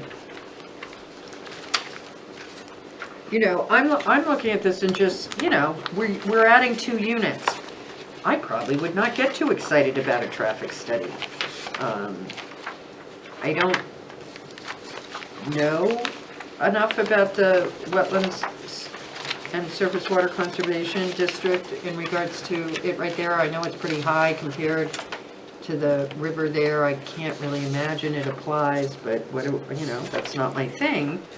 But the drainage and erosion control, it's a fair amount of work that's gonna go on this site. So I have a real difficulty with the type and number of waivers here. We really don't, I mean, other than the plot plan, I don't know where this is in relation to anything else. Yeah. On any neighbors or anything else going on, there's no, Yeah. no information regarding who the neighbors are, lot map and lot number. I see there's a list of notifications here, but I would just also point out that there is not a waiver request for topography based on the town's GPC control points, and what he's provided is not what I would normally see for our topography. I mean, it's, I don't, I certainly don't think that meets the requirement of the I think we can- application. excuse me, Barbara, I think we can move this along with a straw poll from members of whether we would consider granting the engineer's waiver request for the full engineering. Colleen? No. Barbara? No. Brian? No. No, for you, Kimberly? I do not think it's a good idea. Phil? No. Collis? No. All right, so at this time, we should not accept this application. We should ask the applicant to provide the proper engineering for this application, and then we can, you don't have to pay his fees again. He would be able to, we would carry over the fees. And the re-notification, that depends, how long does notifications good for, Joanne? Well, we would need to, If you were to continue it to a certain date. Well, he would have, the applicant would have to tell us how long it would take to get things together, because is there a deadline for how far out you go before you have to renotice? That's what I'm asking.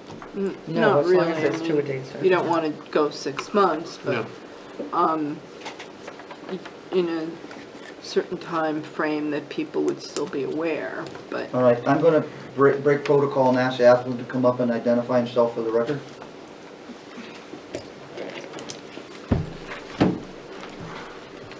Brian Norway, I'm on East Union.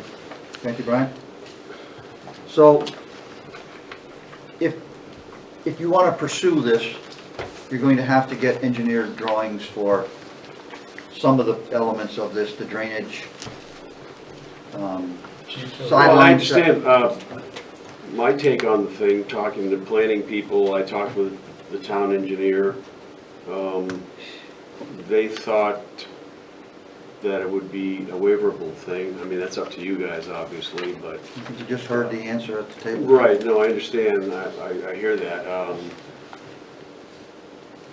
The existing structure is quite large. There are no issues with drainage, parking, or anything on site as that structure exists.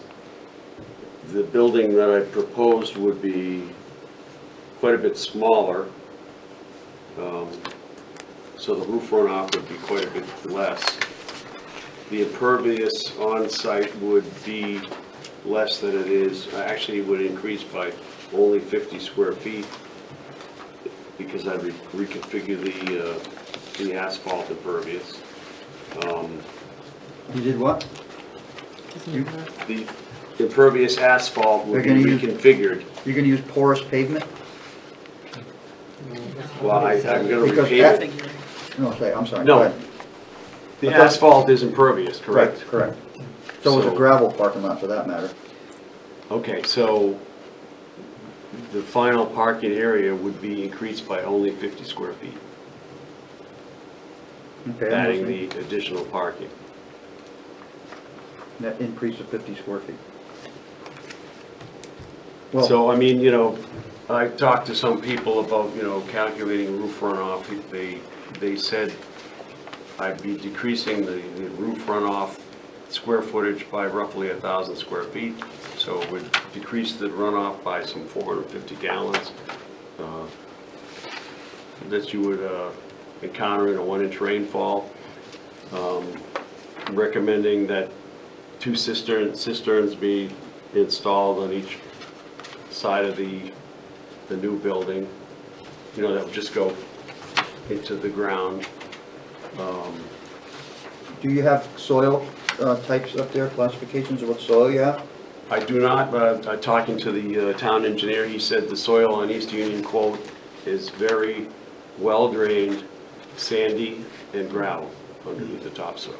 But again, I personally, so anyways, I mean, I talked to planning people and I talked to the engineer, and they thought that I wouldn't need to do all the engineering things you're discussing. well, I want to quantify your statement. What planning people did you speak to?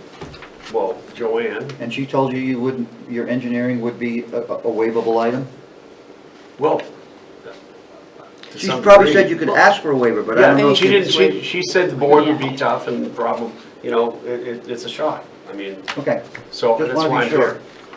here. And the town engineer stated that he thought it would be a waivable item, or he said you could apply for a waiver?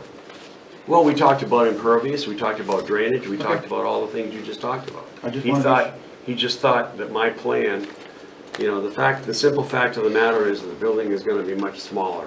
It's gonna be 20 feet off the back lot line. The existing structure is right on the lot line. So it's gonna create 900 square feet of new green space. And parking's not a problem. I mean, like you say, traffic study for four extra vehicles. You could apply for a waiver for a traffic study, and I'm pretty sure the board would be happy to. So, I mean, time frame wise, I guess, technically because it's multifamily, I have to get, the site plan approval from you guys, and I understand that. But originally, I didn't realize that, so, I'm kinda under the gun. I had a builder set up and, all this, and so now it's gonna be 3 to 4 months. Well, we appreciate you have a Minimum. builder set up, but you can't make an assumption that this is just Well, no, gonna I roll right understand, through. that's on me, so Yeah. I'm not blaming anybody, Okay, except Brian. myself. I'm just, pointing out the fact that it's gonna be, I've been told 3 to 4 months for a formal site plan Well, if engineering. that's what you've been told, then sounds like what you're. by people that do it. So, So the board has made a decision here tonight that we are not going to probably we're not going to grant a waiver for the engineering. So I think the ball's back in your court to either come back with a set of plans or do whatever you feel you need to do. Because, and I keep asking about the town engineer, because he's not here to verify any statements that you're making. Not that you're lying, don't take it that way. But I would want him to back up any statements that you're making. well, I forget his name, but I talked Scott to him. Lozano. I mean, it wasn't you. But No, it was Scott. Scott, then, Was it at the TRC meeting, do you know? Did you go to the? no, technical I review went to the meeting? office, and after talking with Joanne one day, she said, she recommended I talk to the town engineer, so. Did you have these plans at the same time, or? No. I'm just showed trying him to a be fair. package, but. Okay, at this point, we're going to stop this discussion. I mean, I guess that doesn't really matter at this point, so. The board has made a decision that you need to come back with an engineered plan. If you want to ask for waiver for things like traffic study, you can ask for those waivers. There's lots of other waivers you can ask for, but you do need to have an engineered study and a formal site plan showing all the elements that are on the list. The neighbors, lot maps and lot numbers. Well, you have to identify all the utilities in the street and then everything on the site. It's all part of the whole package. Yeah, well, I mean, I talked to public service too, they said no problem. Well, and then actually, public service is not the one you want to talk to. The surveyor has to locate the telephone poles, where the overhead wires are, show where the sidewalks are. There's a lot of work involved with getting a proper plan to bring in, so. That's where we are right now, sir. So we're not going to accept your Great, application. okay. I'll be A back. time frame, so. Yeah, time frame. He said 3 or 4 months. What, if we have to go to a date certain, so he doesn't have to, Yeah, That's- to not have to re-notify. Well, that's Wait a minute another- now. You need to renotice. We do need to renotice because it's going to get Yeah. lost in the sauce. okay, I'll make a motion to waive the application fees. That's right. For this site, second. Motion to waive the application fee. so long as the application is received within 8 months. So, my variance is good for 2 years, and that'll expire in December. Is that extendable, or? I don't know about to the waivers. board and ask for an extension, Okay. and So that we- requires a hearing. Barbara, you made the motion. Did somebody second it? I did. Phil. So a motion's been made to waive the application fee for a period of time not to exceed 8 months, and renoticing will be required regardless. So, all those in favor of Barbara's motion, say aye. Aye. Opposed, abstentions, motion passes. So, All right, thanks for your thank you, time. Brian. Thank you. Thank you. Thanks. Okay, the next item on the agenda, we're gonna go backwards to the, to our correspondence action items page, which is, the second item is quotes for updating impact fees. Joanne, please. So, Derek and I have been working on getting some quotes to update our impact fees. Our impact fees are very old and outdated. They don't need just an update at this point. They need to be redone. The latest fees to be updated were the schools, and that was in 2011. And the roadways, I'm sorry, and then Parks and Rec was 2003, the public safety was 2007. So, I sent this to 5 different companies: Southern New Hampshire Planning, Fougere Planning and Development, Tara Bamford, Clancy Miller from Duncan Associates, and Martin Kennedy from VHB. And he would have just been specializing in traffic. And the only ones who I received response from was Southern New Hampshire Planning and Fougere Planning and Development. And I have attached their final proposals. The way our traffic, let me put my glasses on so I can see you guys. The way our traffic fees are now established, they're very outdated. There was a question as to why we were charging traffic impact fees for subdivisions, because the amount is so low. But yet we're not charging any impact fees whatsoever to commercial and industrial properties, which, you know, obviously they would not pay for schools. So when they reviewed the plan, they thought that there were a number of things that could be improved based on the Exactly. processes that have been developed over the last few years, without going into the details. So, What, excuse me, Joanne, what is the planning board allowed to, by statute, assess impact fees to? Only residential developments, or are, no, they don't state? they can choose commercial and Okay, industrial. so, And and we there's, haven't, and we've chosen not to apply impact fees to for commercial whatever development. reason, I Well, don't that's know why. that's a but- discussion. Yeah. That's a good point, thank you. The other thing is, I received a communication from the library. They had attended the CIP committee meeting recently, and they asked about, they actually communicated with Derek, and then he sent them over my way, to, they would like to look at implementing impact fees for the library. So we would need, if the board was agreeable to that, or I don't know if I'm not really sure who has the final say in that matter, but the library would like to be included On the impact fee list. in the impact fees. Okay. So the first, the Southern New Hampshire study is for all 4 impact fees, and they pretty much repeat what the way they would go ahead and do it for each one. They would basically, you know, compile an inventory. They would look at historical data, and they calculate the cost per facility of what needs to be improved. And all of this is based on future growth. It's not based on houses that are already existing or buildings that are already existing. Notice how it added up to a nice round number. And then the proposal by Fougere Planning, theirs go into much more depth. They would take a look at the master plan, they'd speak with the department heads. Sounds like they would do a very thorough job. He also has somebody working with him that he Where are they mentions from? in the Milford? report. They're from Milford. They've done a lot of work. They were the ones who just recently did the study for the school enrollment impact. See if the school, they were trying to come up with a study to project the needs for the school space in the schools. Yeah, they listed all their accomplishments in their package. Yeah, That's so they've good. been around a long time. Mr. Chair, Please. have we used any of these businesses in the past? We've certainly used Southern New Hampshire Planning. The last time we used them Okay. was to update the master plan. Yes. And if I may interject, how long did that take? I was just gonna say, it took a very. I might have I think the commented on town changed by the time the master plan was completed in that particular Yeah. case.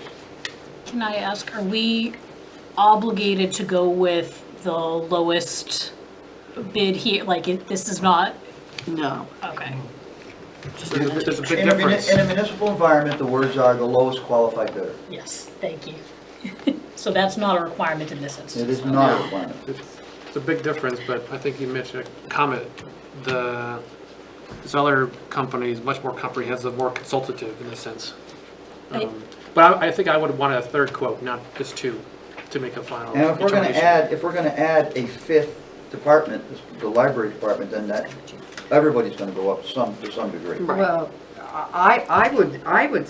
I normally would want to go out, but Joanne sent these out to the people/agencies that would be doing this type of work. There's very few It's people been very Very few people doing this kind specialize. of work.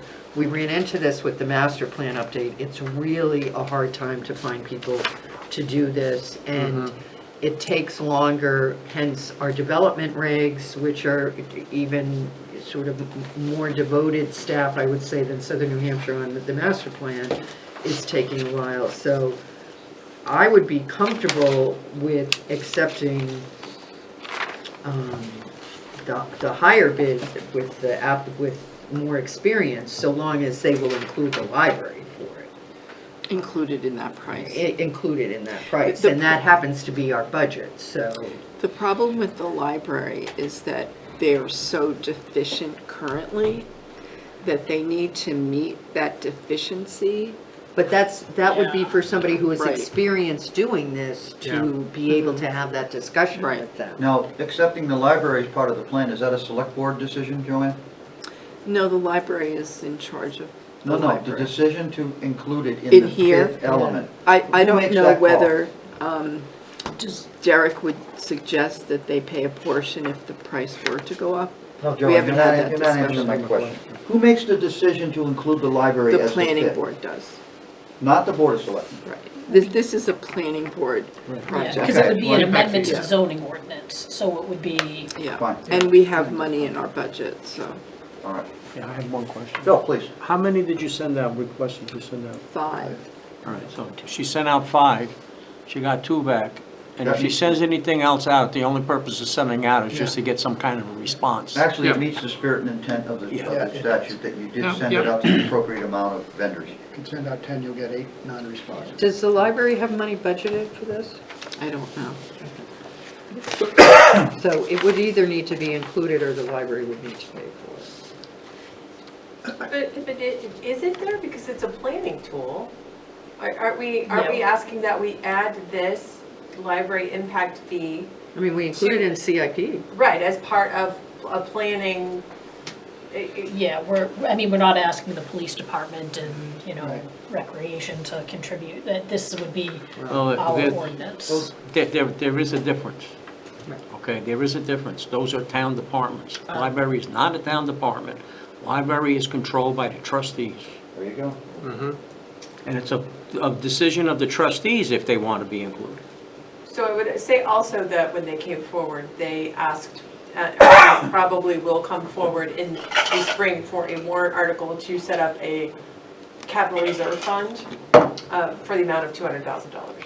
So like the fire So, department. yeah, so that is something that will. come And that's forward. not for a new But I don't think addition. that's related to an impact fee decision. No, No. it's not. No. I think, I guess the big key on the impact fees being that it is only for the additional demand of services resulted by new development. So if there's already an existing deficiency, then those impact fees are not. So I think that Right. we would need to have some additional information to determine if there really would be an additional need for a library impact fee for new development, what that impact is. Right.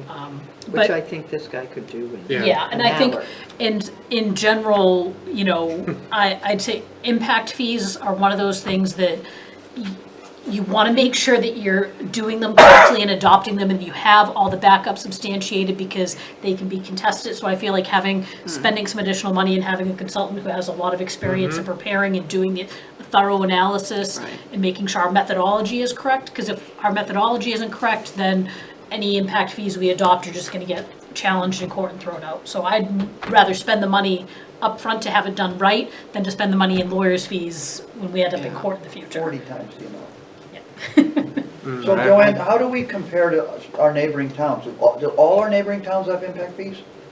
Well, I'm not sure about towns like New Boston, but I know Bedford does, Londonderry hooks it, you know. And do we know if we are in the same ballpark with them? Do we know if we're low? Do we know if we're high? Do we have any basis? I don't, but I think they're not too far off from one another. Could you get that information for the board by Sure. requesting it from our neighboring towns? I could do that. But we're asking someone who has a very busy schedule already to do something that we're actually going to pay someone to do. Well, I mean, that's the whole point, is to pay a Yeah. professional to do this. Right, Joanne, then scratch that off. Yeah, I did a cursory look at. We have to sign a higher than we contract are, to get but- that information. Sure, but I mean, but our town staff does enough, isn't it? We just, tasked her with 25 conditions to a permit approval. I mean, there's a lot going on already. And I think we know the impact fees haven't been looked at, they need to be Yes. reviewed. And I Need to think go that up. our capital needs and our development and future growth is gonna be different than other communities, so it's good I'd be interested to know if other towns have a library impact fee. If we're considering adding that, it'd be just good to know if that's I something. think it's but- like, if there yeah. are, there's very few. Yeah. And I'll give you an example. If you build an accessory dwelling unit onto your existing house, it's a certain fee. If you build a two-family, it's less than building an accessory apartment onto your existing They house. need to get straightened out.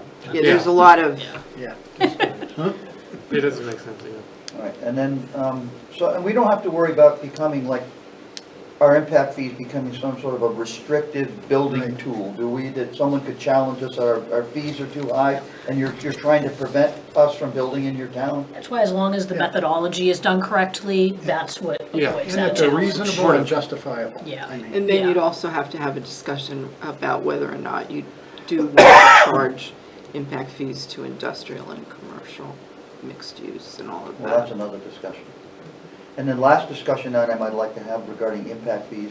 We get requests for waiver of the school impact fees for projects that are claiming, quote, over 55.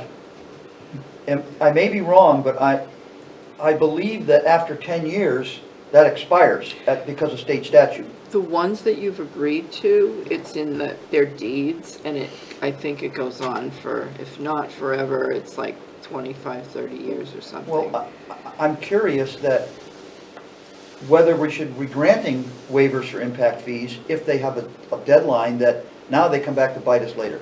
So that's another discussion for this board to have, whether we should be waiving the school's impact fees for over 55 projects, if they can in fact reverse it after a period of time and suddenly fill all those units up with kids. Now the school's getting hit with another problem. Well, I mean, the other question is, because schools are taxed differently, they're an easy plum to pick, to correlate, so how would you do it? We know a lot of rescue departments now have crews that go out to assist with falls, that a lot of our emergency calls are falls. I asked the fire chief for the data on that about 8 months ago. Right, but We when started you talking get it, about get the this. data on fires. So, we can't pick that plum out for where that expense, to say, well, but your expense for that is disproportionately high. So I think it's a general discussion, actually, as to whether you do a waiver of the fee for elderly, for over 55. Joanne, when town receives any category of impact fee, is there a deadline for utilization of those fees? Yes, it's 6 years. 6 years, so. And Okay, but in the case that Tim brought up, if the sunset on a 55 plus is, 20 years out, but you know, the fees have to be used within 6 years, then it makes, it's a moot case for. It's a free pass is what it is. So are you looking for us to approve this tonight? Okay, so motion to approve the bid by Fougere Planning and Development to complete the, whatever we're calling it, analysis of the impact fees. Second. Did you say the dollar amount? Sorry, what the heck is the dollar amount? 35,000. Thank you, 35,000. And did you say that we want to include the library in that bid? And we would like to, contingent on them agreeing to include the analysis for potential library impact fees. Mr. Chair, just a question. Are these prices negotiable, or they're just This is a bid price. bid price? Okay. What's the name of the company? Fougere Planning and Development. Is that, this is a. Yeah, did someone second that? Barbara seconded Barbara it. Oh, I don't like that. So we have a motion to approve the bid by Fougere Yeah. Planning and Development for $35,000 if they include the library as part of their study. Tim, Phil? I was just looking at one of these, and I wanted to make sure, the one from Southern New Hampshire Planning said it was a cost estimate. Right, that's one of the reasons, Yeah. on the master plan, we ended up doing a number of changes. Well, I just wanted to make sure, see how they submitted this. And what did you ask for? Did you ask for a request for proposals, or did you ask for a fee, a fixed fee?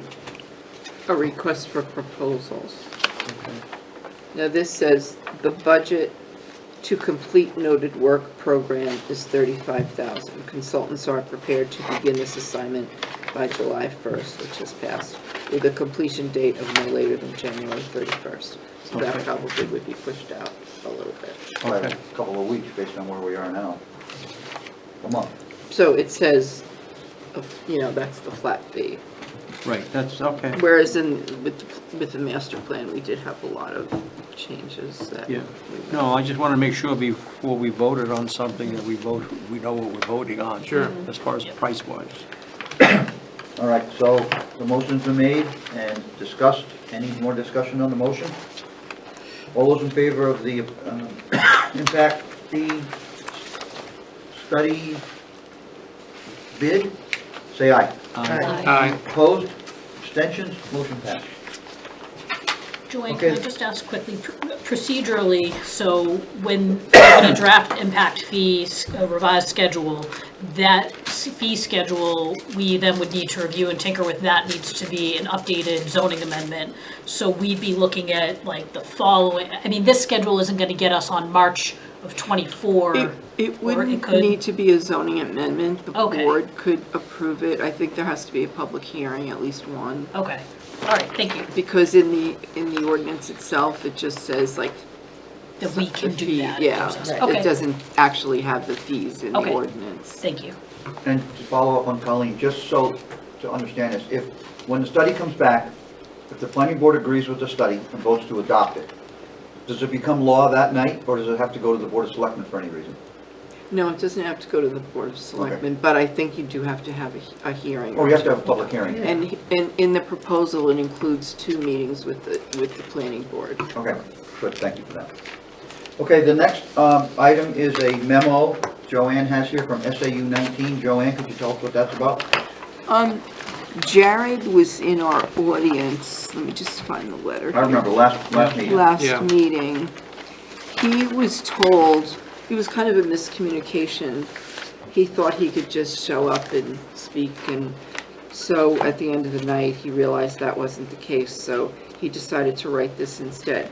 It really has to do with the multifamily development that's not yet come back Approved. to the board. But when it does, he wants the board to take all of this into consideration. So basically, they're talking about, they're very, very concerned about school-age children coming out of that project because it is proposed to be 3-bedroom. And then, so he used his own multiplier there to come up with a number that they felt was reasonable. And then on the second page, they talk about the bus drop-off that they don't want the bus to just stop on the road on 114 and to pick the children up. They feel that it's too dangerous, and they wanted to talk with the developer about the possibility of coming up with another proposal on how to do that. I did talk to the bus company, and I mean, basically they told me there's lots of stops on 114 back north and south, and that they haven't had any issues. So I don't know why this one would be different. They will not pull into the private roads. Yep. So there won't be any bus traffic going in there. Okay.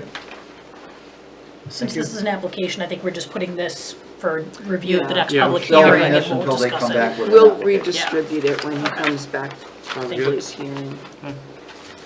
And then the last thing is Joanne has New Hampshire Town and City magazine available if anybody wants to see it. And at a later date, I have another item I will bring up when something else gets resolved. I'll bring it up at a later date. All set? Anything else for business for the meeting tonight? Motion to adjourn.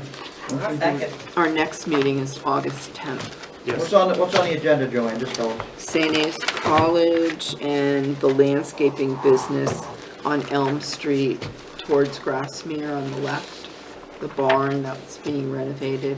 They're Oh, yeah, putting that in guy a did. business out back. Who seconded that motion, please? Me. Kimberly. And then, I think put me down. oh no, they were approved. Never mind, Okay, they're not coming all those in back. favor of adjourning, say aye. Wait. Opposed, abstentions, motion passes. Thank you, Gigi.